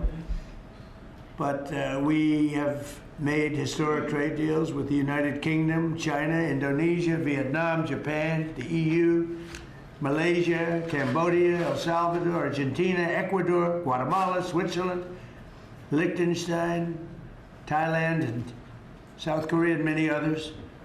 And a lot of it's based on the November 5th election result, which was a massive victory. We won all 7 swing states, the popular vote. We won the Electoral College by a landslide. We won counties. The counties, they do I don't know, to me it's the most accurate of all in many ways. We're at 2,700 counties against 525. That's pretty good, right, Cristiano? Pretty good. 2,700 against 525. 525. That's why when you see the maps are all red, except for 2 little blue lines on the right and the left side of the map.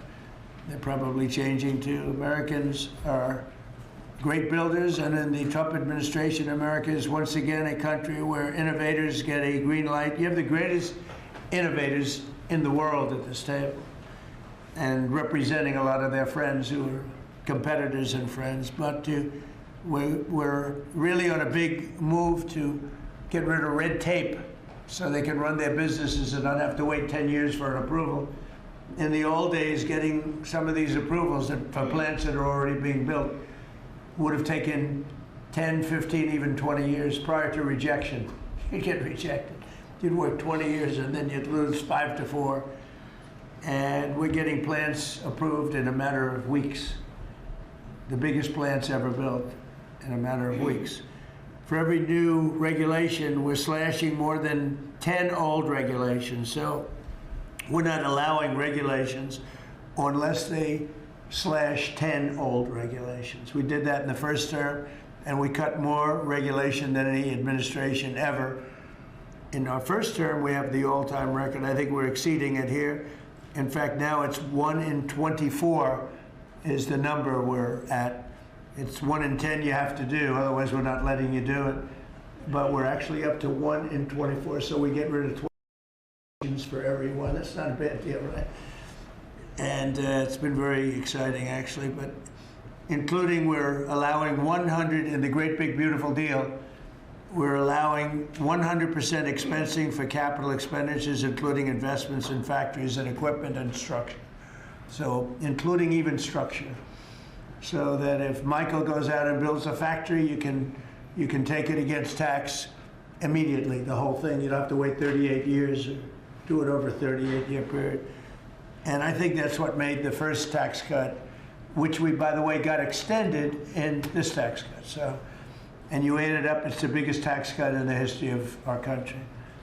But I think that the expensing factor, and it's good for 10 years too, I think that's maybe was the reason that so much growth was, there were other reasons, but so much growth was gotten in the first term.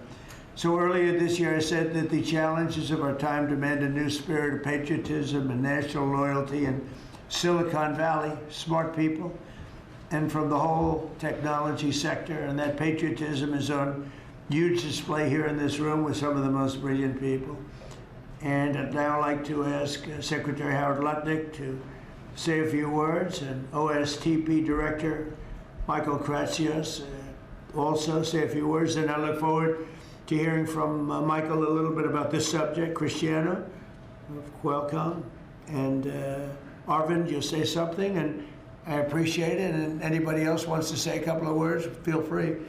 Good job. So why don't we start with Howard, please? So the key to America's success. All right, if you are just joining us, we've been listening in here to this round table that President Trump is hosting with various business leaders. Sounds like he's now handing over the baton to let them all kind of say their points, their messages being at this round table. So we'll go back and we'll continue to listen in here on the Wisconsin Live Desk. Kim Murphy, though, is in the wings, ready to take over. So she's got you from here. She'll get you guys all the way to 3:30 with the latest news right here on the Wisconsin Live Desk. We just can't do it anymore. So with President Trump coming and winning the election on November 5th, we changed that, and now we're going to build it here. You've done everything you can, and you've heard trillions and trillions of dollars of technology build coming home to America to protect and defend us and use our innovations here. You're driving interest rates lower, and you're going to continue to drive them lower. That makes it cheaper. It makes it more exciting to build here. You've blown out the regulatory deep state so that people can build here and do it fast. And the last thing is, because of our investment in energy, that drive down the cost of energy for all Americans, including the people who are building here, drive down the cost of energy. It's great for America. Put all of that together, and you're going to see the greatest growth the United States of America has ever seen.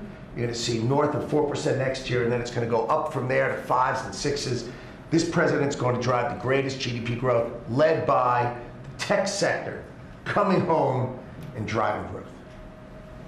Well, thank you. You know, one of the things I'd like to say just before going over to Michael, and this Michael, and then we'll have this Michael, all right? But one of the things I'd like to say is, in the old days, when you announced really good results in this country, the stock market went up.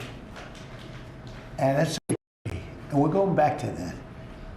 Because otherwise you can never really attain true greatness. In other words, GDP at 4. Oh, 4 is so high. Let's raise interest rates and kill it. And we're going to go back to the old days. When we announce great results, it doesn't mean we're going to raise interest rates and try and kill it. It means that instead of 4% GDP or 3%, which I said it's so wonderful, 3%, it should be able to be 20 or 25%. I don't know why it can't be. You shouldn't kill it. And so we hope that if this country announces great results, because you're going to see great results over the next couple of years, all these plants, and I'm not just talking about AI, we have the biggest number of auto plants planned. Toyota just announced $10 billion in plants built various couple of locations, few locations in the country, just a little while ago. They're all coming here. They're coming here because of tariffs, because they don't want to pay tariffs, but they're coming here because of the election and the mindset. But when we announce good results, the market should go up. Now it's when you announce good results, Michael, the market goes down because they say, oh, that means things are good. That means we're going to kill it by raising interest rates. I think it's really wrong. It should be the opposite of what it is now. It should be the way it used to be. We announce good results, the market should go up, and we should keep driving it up and have it keep going up and let it be much, much bigger, much, much better. And, you know, growth doesn't mean inflation. They're always afraid that, oh, we have, and if there is inflation, that's okay, then we can slow it down. But we should be able to do a lot better than 3 and 4. We're scheduled to be at 4%, which is pretty amazing because we have a you know, deadhead Fed hair. I mean, this guy, the head of the Federal reserve is a stiff. And, you know, you fight that. It's amazing. We fight that, and yet interest rates are going down, except with him, not too much. He did a rather, I would say, a rather small number that could have been doubled, at least doubled. And that's the other thing. I think the rates for the United States are always the lowest in the world, because without us, there is no world. Without this economy, there's no world. You know, you could go to some of these wonderful countries that you think are so great. Well, one of the reasons they're great is because we allowed them to get rich off of us.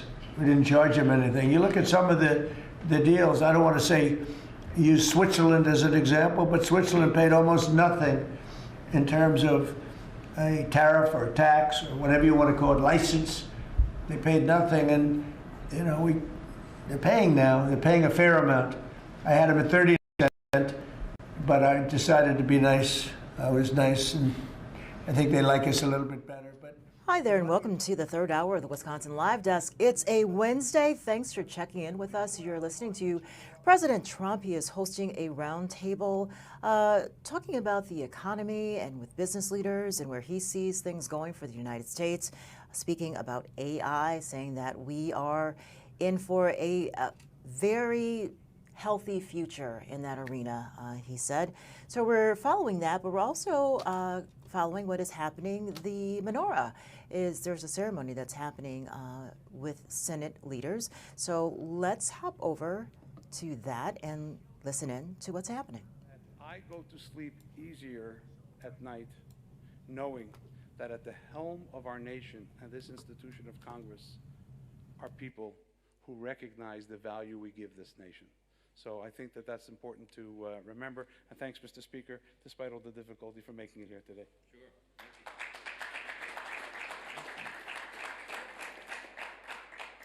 Thank you, Rabbi, and I apologize for my being a little tardy. I was whipping votes in the back room.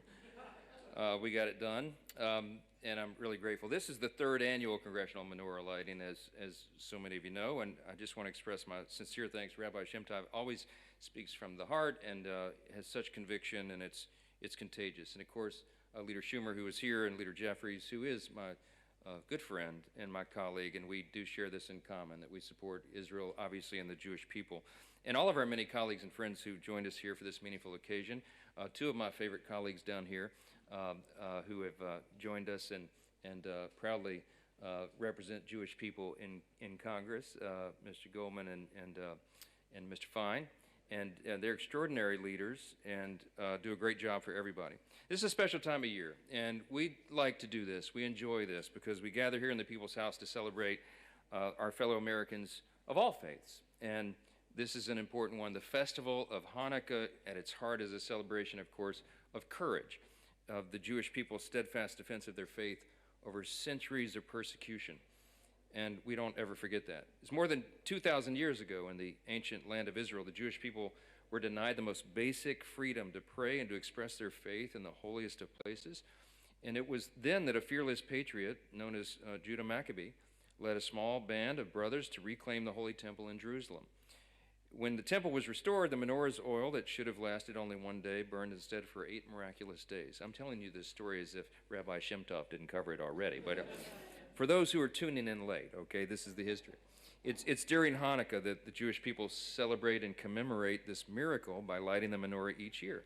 Today, that same light will shine here in the People's House, and that's what is important. It shines as a symbol of the resilience and the perseverance, the eternal hope of the Jewish people. I don't know if it was explained, the significance of this particular menorah. Did you? Well, it was a gift to us, and it is made of the steel that came off of the bombs that were shot down over Israel, the missiles that the Iron Dome was taken down. So it's particularly meaningful and a poignant reminder of just what we're talking about, the perseverance of the Jewish people over all these years. And as we light the menorah, we're grateful for the many freedoms we enjoy as Americans, and among them, the freedom to worship freely and without fear of persecution and injustice. Yesterday, I entertained Speaker Ohana, my counterpart of the Israeli Knesset. He was in town, as many of you know. Some of y'all met with him. He's become a good friend and a colleague. And he was here because we jointly signed a letter to nominate our president, President Trump, for the next Nobel Peace Prize in 2026. And it was Speaker Ohana's idea because he thought that this was an appropriate thing, having settled now 8 conflicts and bloody wars, conflicts around the world, that he and I would be co-signatories on this, and that we would ask all of our colleagues, the other speakers of the great and presidents of the great parliaments around the world to join us in that. So it'd be a joint nomination of the President of the United States for the Nobel Peace Prize. I think it's very appropriate. I thanked him for that. We had a joint signing ceremony, but we exchanged gifts. And he gave to me a 9th century clay pot that was actually for oil, priceless. I didn't want to touch it. I said, everybody can stand away from that, okay? It came from, I think, the first temple is what he told me, and it's an incredible piece of history as a gift. And what I gave to him in exchange was a copy of the father of our country's letter to the Hebrew congregation. They wrote in 1789. The Jewish leaders there had written to him, and they had concern about their protection in the United States, in this new country of ours. And they asked the president of our country, would their religious freedom be respected? And the president of our country, the father of our country, George Washington, said in his own hand, his own words, he said that this is effectively, this is a natural right, that you are given this right by God, not by government. And in the United States, we will jealously protect that. The right of every single person to have the religious liberty, the first freedom we call it, to worship and to live as you please. And that has always been a part of our tradition, and we recognize that here. This cherished tradition is an ideal articulated in our earliest days as a young nation, and that's what comes to mind when we do these things together. I just want to say that we take heart in knowing that even in the face of generations of bigotry, bondage, persecution, and exile, the Jewish people have endured and they have flourished. And that, at its very essence, is what we celebrate today, that the light of faith and love and courage and conviction will always guide us on the path to brighter days ahead. We're so very grateful to everybody here for joining us to celebrate the miracle of Hanukkah. May your candles burn bright this season, and may God bless you all. Thank you, and apologize again for being a little late for this. Thank you, Rabbi.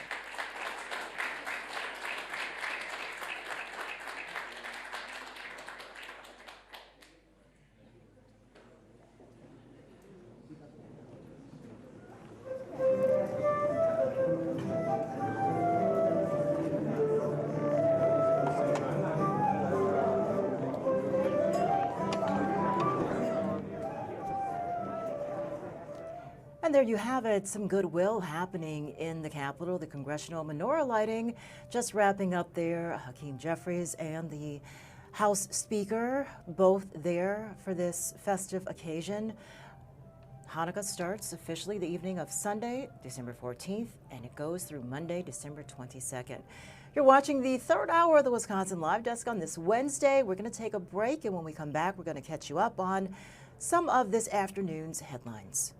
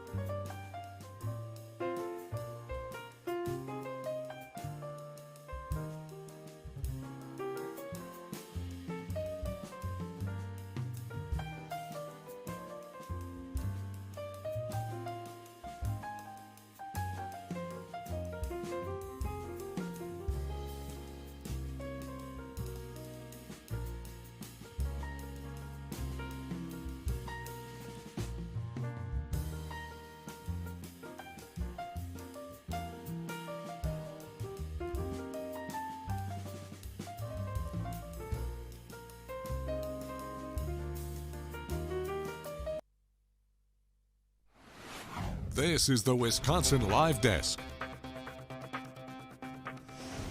Welcome back, and thanks for joining us on this Wednesday. It's a little gray out there, so stick with us. We will try to brighten your day. We just visited the Capitol, where we saw the congressional menorah lighting, a ceremony there, and it was good to see the House Speaker and House Minority Leader, Democrat, Republican, there putting politics aside to recognize the unity of this holiday season. And so you see some of that goodwill still going on in the Capitol, and hopefully it will carry on into the new year. So what else is happening here on the Wisconsin Live Desk? Well, we have been checking, and we can tell you there's an update on Morgan Geyser. She is no longer listed in jail, in the Waukesha County Jail. So to revisit the story, Morgan Geyser was living in a group home in Madison when she left that group home with a friend that she had made friends with. She was later found that same weekend in Illinois. And so the question was she going to face additional charges for walking away from that group home? And it looks like that she will not. We can tell you that she is not listed in the Waukesha County Jail. She was extradited back to Wisconsin after she left that Wisconsin group home and was detained in Illinois. She was one of the 2 people convicted in the 2014 Slender Man's stabbing. So what happens to Geyser? Her lawyer has petitioned. He wants to see her go back to the group home. And so we know that on December 4th, the judge approved waiving the time limit for Geyser's next court appearance. The attorney says he needs some more time to properly prepare, make a decision. So now her next court date is scheduled for February 16th. So right now we can tell you she's not listed in the Waukesha County Jail. So we will continue to follow that story, but that's one of the headlines that is happening this afternoon. And this happened on the Wisconsin Live Desk. Delaney, tell me a little bit about this picture. This was from an interview we had a little bit earlier about improv classes helping medical students. Really? Yeah. Okay, I can see where a medical student would need that skill because you don't know what the patient is going to say to you or show you. I can imagine, patients coming in and saying, "Look at this. What do you think this is, doc?" So, yeah, so that's what that was all about. Excuse me as I try to get back to myself here. Delaney, can you help a sister out? Oops, there you go. All right, so what else is happening besides me pressing random buttons? It wouldn't be the Wisconsin Live Desk if I didn't do a little bit of that. Let me show you what I'm talking about outside. Isn't that crazy? It's just, you can see there's some blue sky out there somewhere, but there's a lot of cloud cover out there as well. So, glass half empty, glass half full, you decide. But I'm going to go to Lisa Michaels, who is standing by in the Weather Center. Lisa, is this cloud ceiling going to stick around? Yeah, we are going to see a little bit of clearing tonight, but the clouds really do look to hold with us even as we head through the end of the week. We have a couple more clipper systems that, of course, could bring us snow, and in order to get snow, we need clouds. The bigger impact, though, I think that we're going to have as we head through the upcoming days, Kim, it's all about the cold. And we've dealt with temperatures, highs at least in the 20s for the past 8 days or so, but we are going to have some of the coldest air of the season on the way as we're heading into the weekend. So currently where we're situated is we have a high pressure that is going to continue to drive in frigid air into the upper Midwest and Great Lakes region. That's already in progress in some areas near the Dakotas and northern portions of Minnesota, where temperatures are currently in the teens. We have some teens as well from Duluth to the UP and Marquette. We will start to see some of that cold air again make it our direction as we head into tonight. But overall, we haven't budged much today. We've had temperatures ranging from the mid and upper 20s and low 30s, and that's going to be a concern because as we head into tonight with temperatures dropping, any kind of residual moisture on roadways, that's likely going to freeze over tonight, causing more slick conditions heading into tomorrow. The other impact we've been dealing with is really breezy winds today. That's kept our wind chills for the most part in the teens all day long. Even though our winds are looking to lighten up tonight, it's still going to be impactful as we head into the evening. Actual temperatures could be dropping in the single digits with wind chills that could be dropping below zero by tomorrow morning. So I'd say for your Thursday morning, we are watching wind chills that could be 5 degrees above zero to maybe 8 to 10 degrees below zero. We'll get slightly warmer on Friday, but Friday night and a Saturday morning and Saturday night and a Sunday morning, that's going to be the coldest time, and we're talking about potentially dangerous cold wind chills that could be 15 to maybe 30 below zero, just depending on the timing, your location of where you are in association to the lake. And of course, this is going to be a big deal because having temperatures that cold to expose skin can cause frostbite and hypothermia in a very short time. We want to give you an update. Now, this started last winter. Our cold headlines have changed a little bit. We were initially issuing things under wind chill watches, warnings, advisories, but that has now changed. Instead of the wind chill watches, warnings, and advisories, we're now under extreme cold weather watches, warnings, and advisories. So we're going to have to watch, depending on how cold we can get for our wind chills. We could either be put under a cold weather advisory or something like an extreme cold warning. We will probably have these issued as we head into tomorrow or early Thursday. So this is kind of the time frame. While we're not under it yet, we have been watching the potential for this dangerous cold spell to move in even early over the weekend into early this week. So this is going to be really the first shots not only of cold temperatures, but extremely cold wind chills that could have some unfavorable impacts if you're planning on getting outside. We have started off December really cold, Kim. I know you know that. You have the sweater on right now. I have the sweater dress on. The snow has really been picking up too. And in terms of amounts for this season and even this month, we're about the 16th snowiest season we've had so far, the 17th snowiest December on record for Milwaukee. And again, it's the cold that makes it that much worse, right, to go out and have to shovel that. We will be watching these clipper systems that could bring some snow Thursday night and a Friday morning. It could have a dusting, maybe an inch or two. It's just all going to depend on the track. So we're not watching a major system coming up ahead, but any snow that we do get, we know that when we combine that with the dangerous cold temperatures, that's when it becomes a problem for people to have to go out and shovel it, and especially kids who maybe still want to play in the snow. It's just going to be some of those days coming ahead into the weekend where you want to stay inside. Last night when we went out after the show, it was heavy, wet packing snow. Yeah. It was perfect for building a snowman, but I'm sure everyone was inside at that time. Yeah, and last night, did you have any slick travel on your way home as well? Because it was that mixture.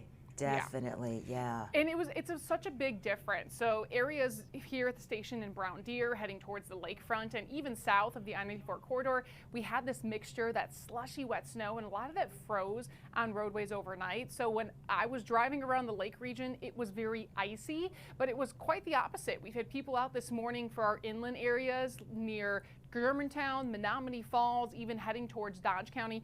Those spots saw a lot of snow, and it wasn't as icy, but it again was the impacts of crews not clearing off those roads. So we really got a mixed bag of goods yesterday into this morning, and that's going to be the big concern is, again, anything that's wet on roadways now, that's going to refreeze tonight, causing some additional headache travel concerns heading into Thursday morning. All right, so a limited window. If you still have some shoveling to do, some parking lots, some sidewalks, now is the time to do it. All right, Lisa Michaels, thank you so much for stopping in on the Wisconsin Live Desk. All right, safe travels, Kim. Thanks.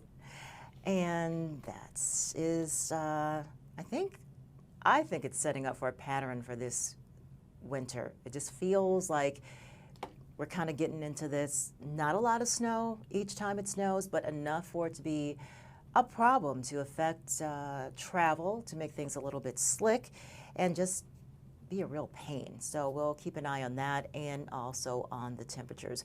We're going to take a break here on the Wisconsin Live Desk and check back to see what else is going on. We can tell you that President Trump continues to speak. He is holding a roundtable right now with business leaders talking on a multitude of issues.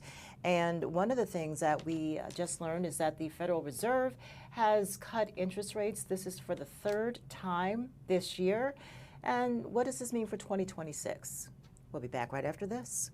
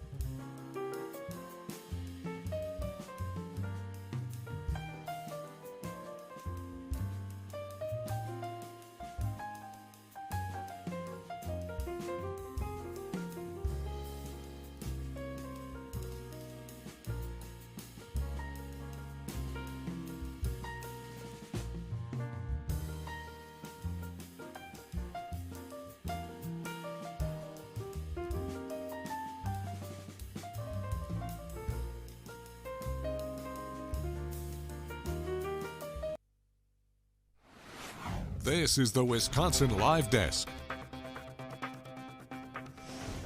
All right, Delaney, I'm going to bring you into this. I am just like a hot mess today. I'm like, do you see me? Can you hear me? It happens. It happens. You've been out for a little bit. Coming back and doing it once a week is hard to get back into the groove. But this is like day 2, so I thought I was going to come back, on fire. Not as, handsy as I was yesterday, but still I'm like, oh, okay, what does that do? I think it'll get better, though. It has nowhere to go but up, right? What is happening on ELC 6? It looks very festive. ELC 6. Oh, it looks like they just changed it. I'll get more info on that. All right, let me show you what I am talking about here. Isn't that beautiful? I don't know where it is, but let's take a look at it. There's no audio with it. If I were to guess, I'm going to say this is someplace in New York, just a beauty shot. The holiday season is in full swing. Hanukkah this year. Sometimes Hanukkah and Christmas happen at the same time, and that's a very, very special occurrence. But this year, there is not an overlap. Hanukkah begins the evening of Sunday, December 14th, and ends Monday, December 22nd. And Hanukkah is celebrated in the Jewish faith as the miracle of a single day's oil lasting for 8 days. And that's why it is celebrated nightly with the menorah lit. Each night, a candle is lit. There are special foods and songs, and there are gifts each day of Hanukkah, and it focuses on bringing light into the darkness. So that's Hanukkah for you. And Christmas, of course, is not too far off. And so if you've got some holiday shopping to do, or you're thinking about doing some holiday shopping, it is your official heads up time to get to it. I know a lot of folks, as I go on in life, I'm getting smarter on how I do things, not to be caught off guard when someone now will present a gift and you're like, oh, I didn't know we were doing that. We're doing gifts. So if you're looking for something that is thoughtful and inexpensive, but classy, I was in Trader Joe's this weekend. They have a box of salted chocolates, for $4.99.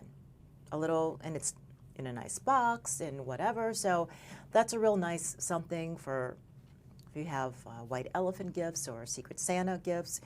Check out Trader Joe's. That is my hot tip for today. What else is going on in the world? There's Delaney again. You're like, stop doing that to me. Delaney, catch me up. The last time we were talking was before Thanksgiving. You guys were going on the road trip. How did that end up? It actually ended up going really well. No fights, which was always, like, I was very surprised about, but Yes. always good. Wow, and how did the driving responsibilities break down? Actually, okay. My mom, dad, and brother did most of the driving. Way to go, Mom. Right? She did a lot of driving. Okay, she's like, I want us to get there safe. I want us to get there on time. Yeah, on time was big for her. Okay, so I get that. We're going to take a break, speaking of time, on the Wisconsin Live Desk. We'll be back right after this.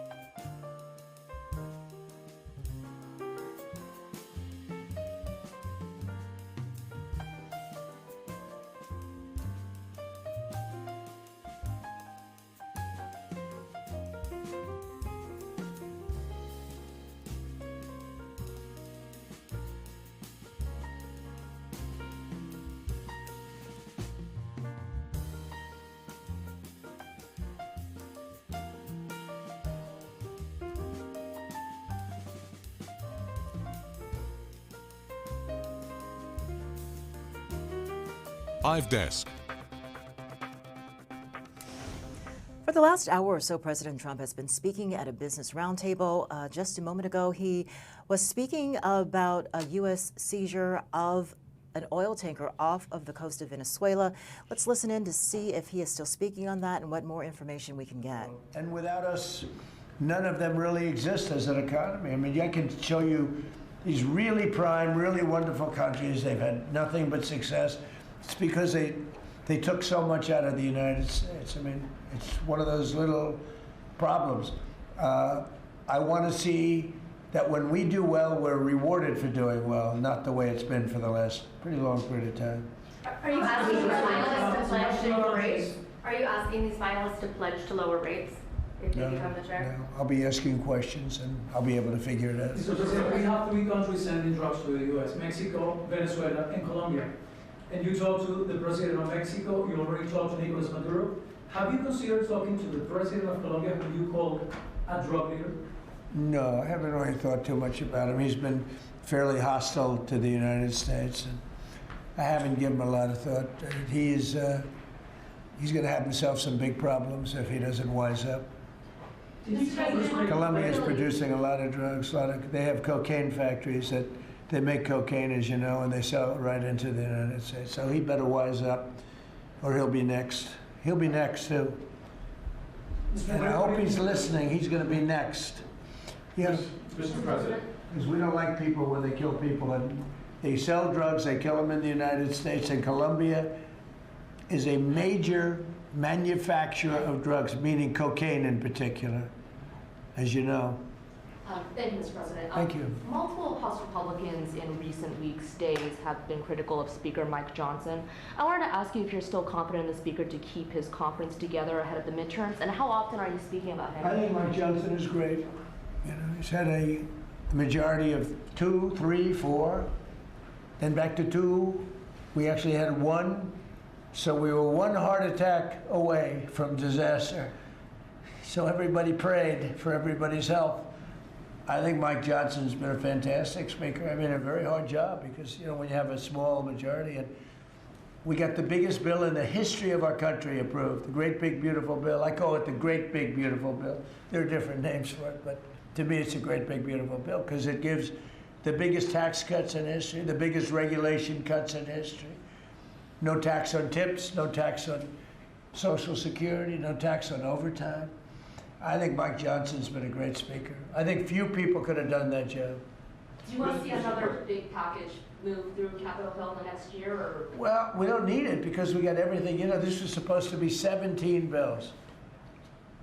And I think it was my idea, but, you know, with the concurrence of people that have done this a long time. And I said, why don't we make it 1 bill? Because it's very hard to get things approved by the Democrats.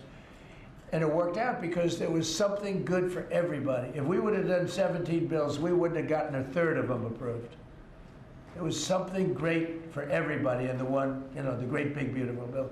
If I could Brian? follow up, yes, it's good to see you, Mr. President. I can follow up on the event last night in Pennsylvania. Huge crowd turned out there. Big crowd. It seemed like Rally Trump was in prime condition last night. You enjoyed it. Can you just give me your thoughts on that? Then I do have a question on the gold card. Last night was amazing in Pennsylvania. We had a tremendous crowd. It was like freezing. And the people, the thousands of people on the sidewalk trying to get in, or the streets. It was an amazing evening, actually, and I think people really enjoyed it. I enjoyed it. You could tell that. I can tell that you enjoyed it. I enjoyed it. I really did. Well, you know, it's easy to enjoy when you do a good job, and, you know, when you can talk about things in a very positive way. It's hard not to say it. We have potentially the greatest economic boom in the history of the world. It's being built right now. And when it opens, there will be nothing ever in history like what's happening in our country. And, you know, Washington, D.C. is safe, and Memphis is now. Look at Memphis. Crime is down 60% in Memphis. We just got there 3 weeks ago. And we're going to have New Orleans. New Orleans we just sent a group of people there, and crime is down 28% in about 3 days. You are listening No, we do a to the good job, president you know. speak on a number of issues at a roundtable of business leaders. He was questioned about developing news that happened today. The U.S. seized an oil tanker off of the coast of Venezuela. This escalating the tensions with Venezuela and putting pressure on that country's president to do more about the drugs that are the United States says are coming from that country, hoping that this type of military exercise, or pressure, I should say, will have an effect on stemming the drugs that are coming into the United States, according to the Trump administration, from Venezuela. So we are keeping an eye on that and what that will mean going forward. The other story that we are following around here, it has got to be the weather. We're talking about extreme cold coming up for us in the next couple of days. So this is what we should know. There's been some difference, changes in the terminology. So we used to say wind chill watch. Now it will be referred to as extreme cold watch. Instead of a warning, it's now an extreme cold warning. Instead of a wind chill advisory, it's a cold weather advisory. They mean the same things, essentially, but just know it's like, okay, that's weird. We haven't had a wind chill watch in a while. Well, now it's an extreme cold watch. And it's just, you know, more conversational because, let's face it, we get extreme cold, what that means. Wind chill doesn't, you know, that's more of a professional, you know, in the business. among the meteorologists, what they refer to. But so in terms of the public knowing exactly what to prepare for, the terminology has changed, and I think for the best. You're watching The Wild Desk. We're going to take a break.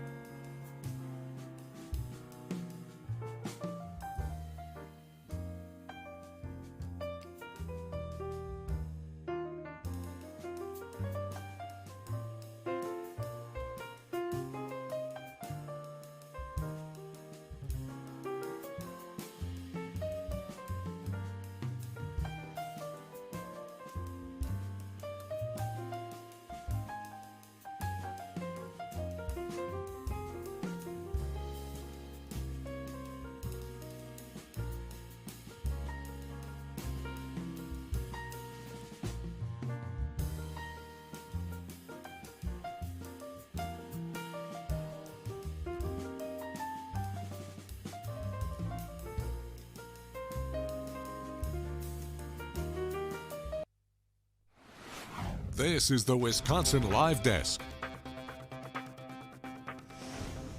And it is beginning to look a lot like Christmas. This is New York. I was right outside of Rockefeller Center, I believe. And so pretty cool. That's one of the things on my bucket list, is to get to New York during the holidays, Christmas. Not sure if I'm ready for Times Square on New Year's Eve, but definitely the lead up to the countdown to the new year. I would definitely love to spend a little time in New York. But let's bring you here, home. There's some pretty cool sights and sounds around Wisconsin. You don't have to go to New York to see something really cool. In fact, there's something really cool in Lake Geneva, the world's tallest glass Christmas tree.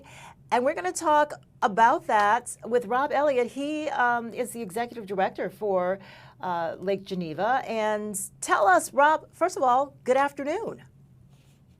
Good afternoon. How are you? I'm good. So tell me about the world's tallest glass tree.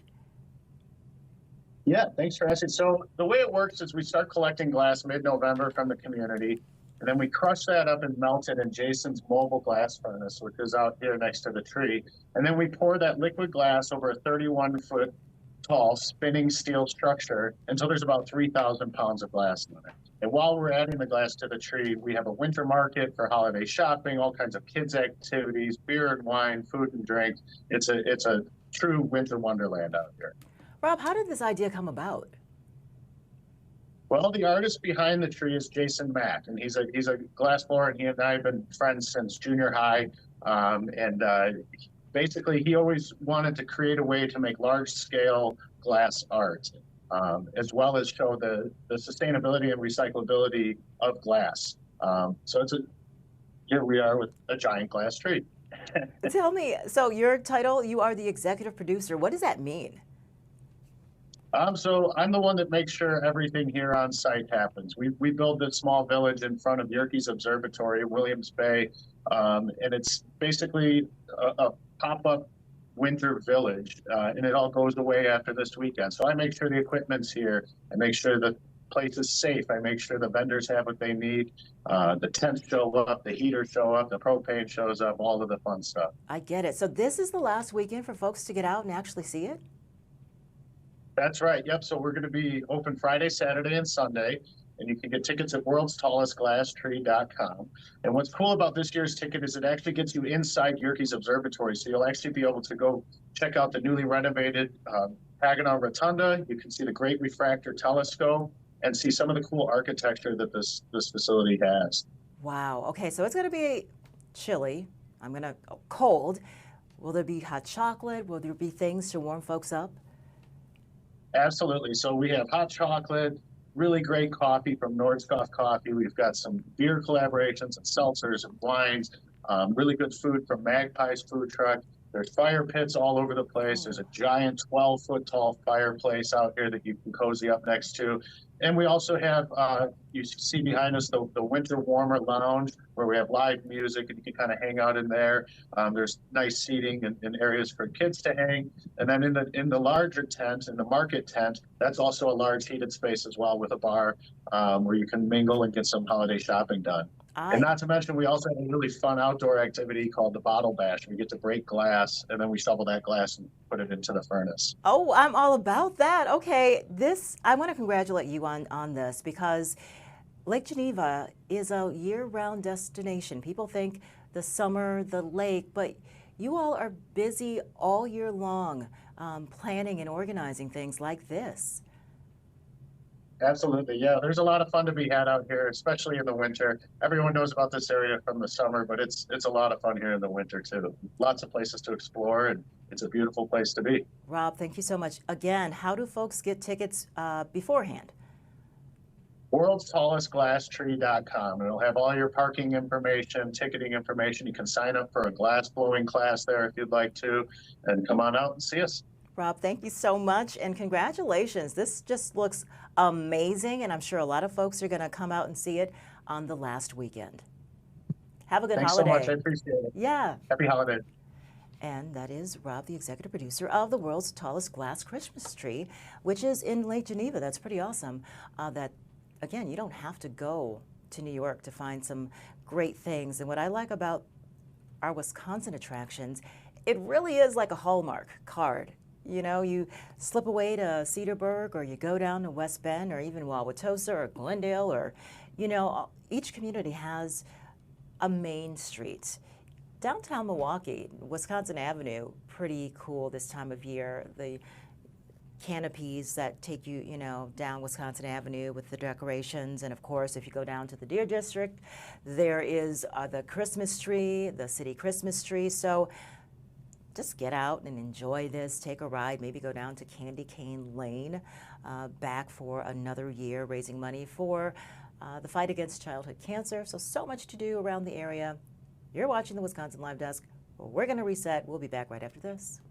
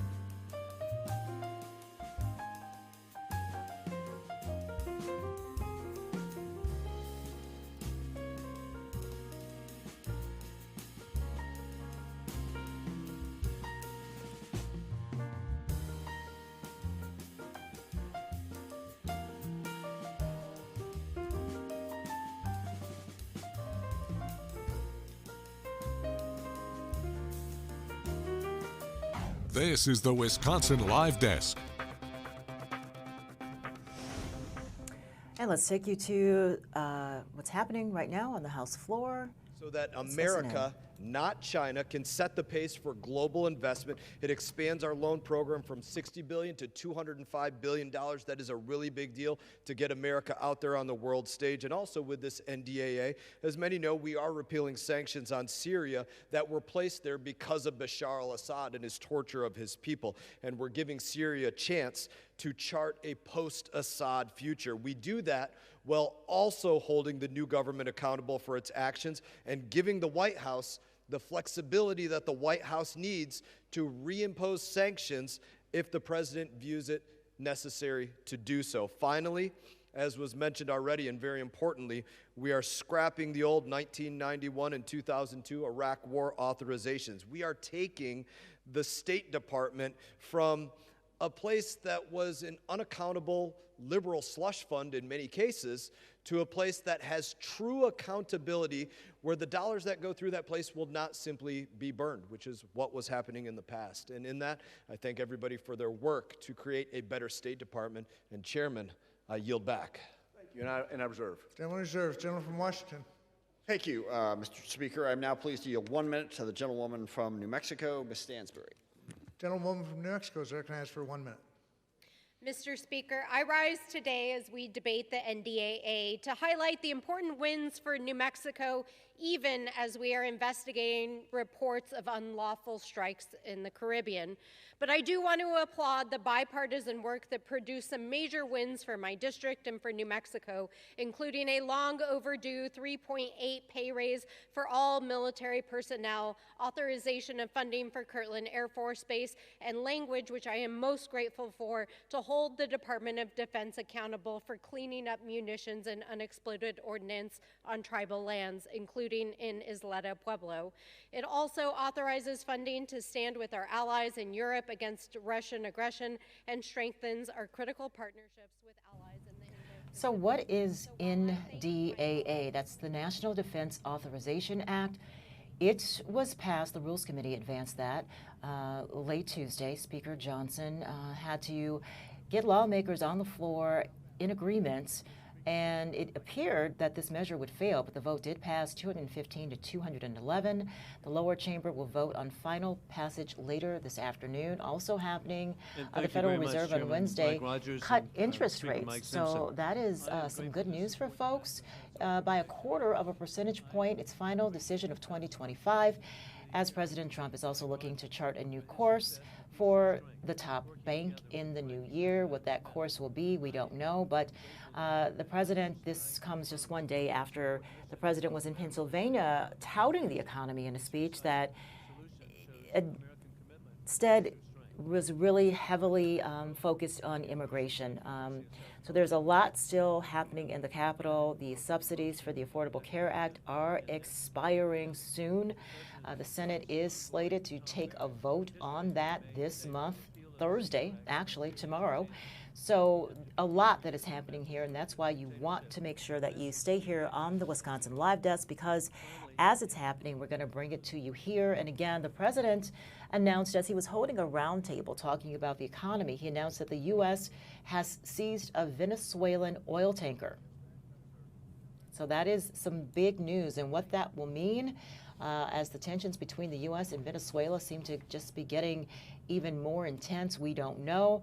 But this is the latest in, as you heard one of the speakers there on the House floor, of what the administration is identifying as drug boats that have been bombed. And now we have the seizure of an oil tanker off the coast of Venezuela. So we will continue to monitor that, but just wanted to bring you up to speed on what exactly is being discussed on the House floor.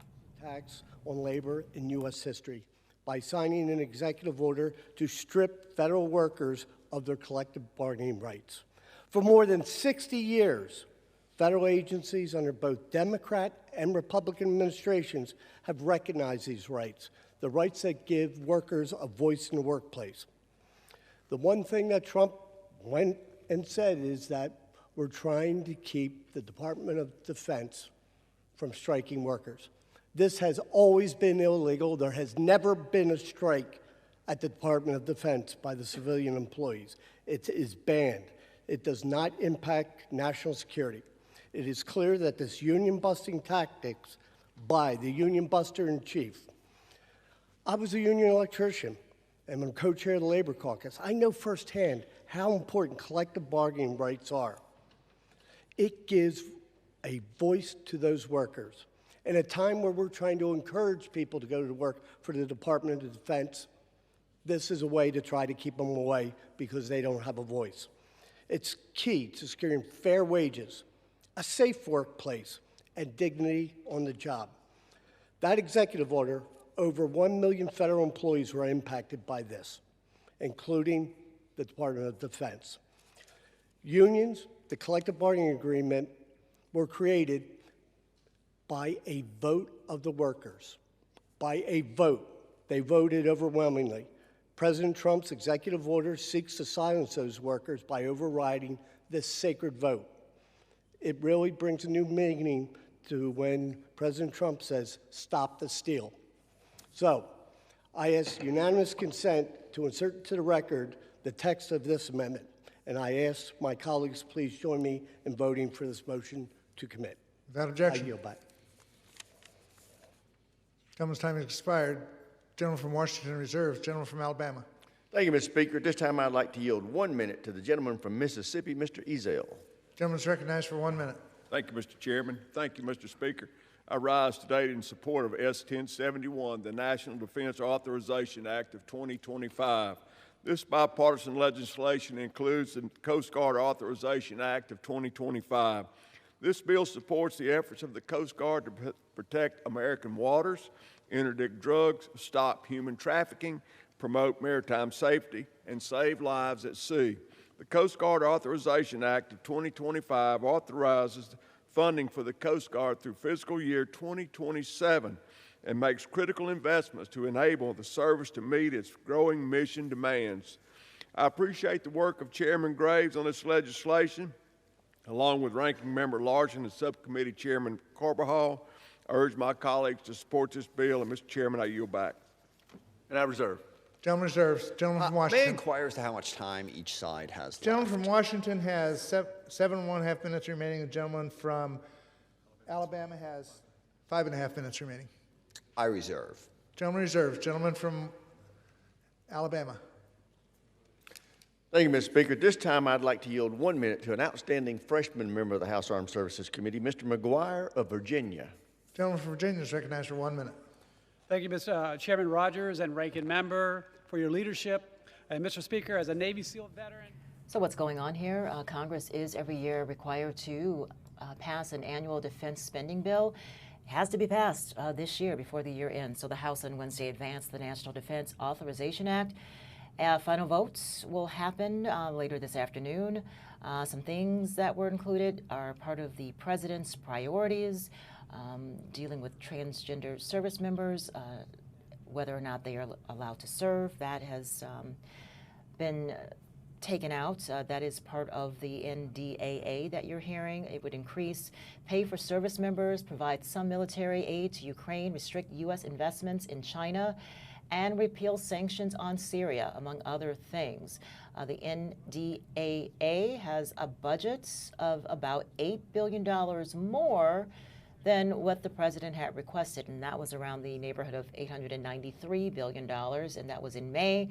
It doesn't include a provision that would prevent the creation of a central bank, a digital currency that the president had talked about, a cryptocurrency. So the final vote is expected to happen later this afternoon, but what has happened is that the House has advanced the annual defense bill. So let's listen in. Minute to the gentleman from Florida, Mr. Herodopoulos. Gentleman from Florida is recognized for 1 minute. Thank you, Mr. Chairman. I rise in support of the NDA, which designated to strengthen federal authorities in detecting and mitigating dangerous drone activities. Unmanned aircraft systems, while offering significant potential and innovation, also present a clear and present risk to the public. This issue is especially urgent in Florida, which is the home to some of the busiest seaports in America. Drone attacks on a major seaport would pose serious threat to our national security, and I appreciate the good work done in the bill, and I yield back. Gentleman yields back the balance of his time. And I reserve. Gentleman reserved. Gentleman from Washington. Thank you, Mr. Speaker. I yield myself the balance of our time. And part of that bill also would require video to be released of the forces, U.S. forces blowing up alleged drug boats. The National Defense Authorization Act is usually bipartisan. It lays out the nation's defense policies, but coming up, there's a lot of criticism right now of the Defense Secretary, Pete Hegseth, and over these strikes. And the latest this afternoon, the U.S. has seized an oil tanker off of the coast of Venezuela. So the House could vote as early as Wednesday on this year's NDAA. So the key things for you to know about this bill. Again, lawmakers are demanding that video of these strikes be released. They want the Pentagon to hand over the unedited video of strikes against drug cartels, threatening to withhold a quarter of the Secretary of Defense's travel budget if it doesn't happen. They're also pressing the Pentagon for more answers on the September 2nd strike after reports that U.S. forces fired on 2 survivors. And the legislation requires the Pentagon to provide orders behind each attack. So there are some political things there. Aid to Ukraine, it authorizes $400 million for each of the next 2 years to manufacture weapons to be sent to Ukraine. It keeps U.S. troops in Europe and Korea. And what is not there, lack of IVF coverage. The bill did at one point have a provision to expand coverage of in vitro fertilization for active duty personnel. The earlier version covered the medical procedure known as IVF. However, it was taken out, the provision for military health insurance to cover IVF. So that is something that some people are not happy with. And it also lifts the final sanctions on Syria. So there is a lot in this bill. So what does the NDAA mean for you? A lot. It cuts climate and diversity initiatives, $1.6 billion in cuts to climate change related spending, and it's big. So we are just listening to some of the final debate. The House is expected to take the final vote this afternoon. Of Defense. Thank you for joining us on the Wisconsin Live Desk for this afternoon. Again, if it is happening, we try our best to bring it to you here on the Wisconsin Live Desk. The beauty of it is what's going to happen next, what is happening, can we bring it to you? Is Kim going to punch up producer Delaney? You know, it's just like she's my fail-safe. Oh, I don't know where I'm going? Okay, let's so this is what I can do. Oh, let's take you to New York. Oh, let's take you to the house. Oh, let's show me. And then, oh, here's Delaney. There's so many things that I am in control of here, including trying to get my thoughts together, and sometimes those things don't always sync. So Delaney, thanks for being there. A guest star on Wild, whether you wanted to or not today. Oh yeah, thank you. Yeah. Have a great afternoon if you are headed out. Remember, it's going to be really, really cold out there for this evening, dangerously cold.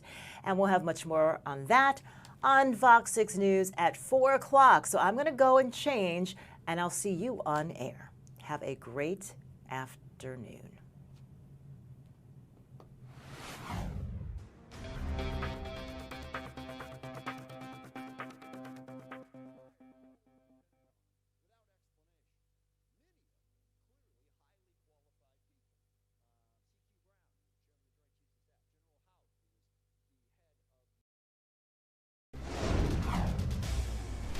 Hi, everyone. Welcome to First and North. My name is Lou Canellis, Fox 32 in Chicago. Joining me this week on First and North from Fox 2 in Detroit, he's also the play-by-play voice of the Lions, Dan Miller. From Fox 6 in Milwaukee, where they are still celebrating, Tim Van Voren. And from Fox 9 in Minneapolis, Pierre Nugent. All right, NFC North standings following Week 14. Packers move into the top spot. By the way, Green Bay has not won the NFC North since 2021. Bears now second in the NFC North after Green Bay halted their 5-game win streak. Lions with a big win over the Cowboys. Minnesota whacked Washington, but who hasn't this season? Vikings looking ahead to next season. All right, Rams atop the NFC at 10-3. Packers fall to the 2 seed. Bears the 7 seed. Eagles remain third despite losing to the Chargers on Monday night. wild card led by the Seahawks, Niners, which had the bye week, and the Bears, who again fall to 7. Detroit and Carolina are on the outside looking in. Tim, I'll start with you, and I mean this with all sincerity, buddy. It was a great game. It was so good to see the Bears-Packers rivalry heat up again. It's been too long. Man, I really like that second half for the obvious reasons I'll get into. But first, how did you like the way the Packers played in that game? I think the Packers have to be very happy with the way they played, and I'm with you, Lou, on just people being happy to see this rivalry come to this state again, this state of excitement. Used to be, took Aaron Rodgers smack talking the fans at Soldier Field to put a little juice into things.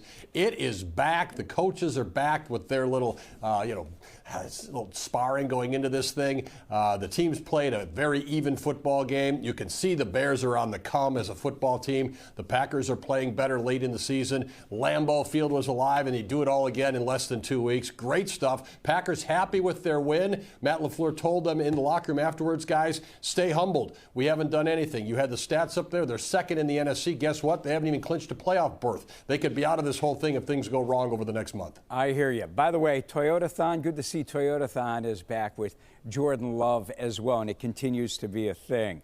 I'm a believer, big believer, that in life, guys, most of the time things have a way of evening out. And it did on Sunday, because I want Bears fans to hear me when I say this. The Bears now know how the Raiders, Bengals, Vikings, Giants, and Commanders felt in those down-to-the-wire one-possession wins for the Bears. First half, not fun if you're a Bears fan. 32 yards passing, that was embarrassing. Very little on the ground, and they were burned by the big play. Football's leader in explosive plays, had the big plays blowing up in their face. That's okay. I believe this is a really good wake-up call for the Bears with 4 games left. They showed they belonged on the same field with the Packers in their house, and now Ben Johnson and his players, especially the coach, has the players' undivided attention this week before a so-called trap game against the 3-win Browns. I want to go back to you, Tim, before I bring in Dan and Pierre. Don't know if you saw the interaction between Matt LaFleur and Ben Johnson. You referenced it. It was an icy exchange there, as Tom Brady called it, and I love it. Here's what both coaches had to say about it after the game. I know Matt LaFleur was asked about the quick handshake at the end. We didn't ask you about it. Did you make anything of it or not? That feels like every handshake I have at the end of a game. Oh, it's just, I think, quick handshake. I mean, we'll see him again in 2 weeks, so. You know, it's because it's not often where a head coach will call out another one. Any extra satisfaction with this? No, absolutely not. It was just, I mean, it's Packers-Bears. It's a great rivalry. Hey, Tim, you've been around long enough over there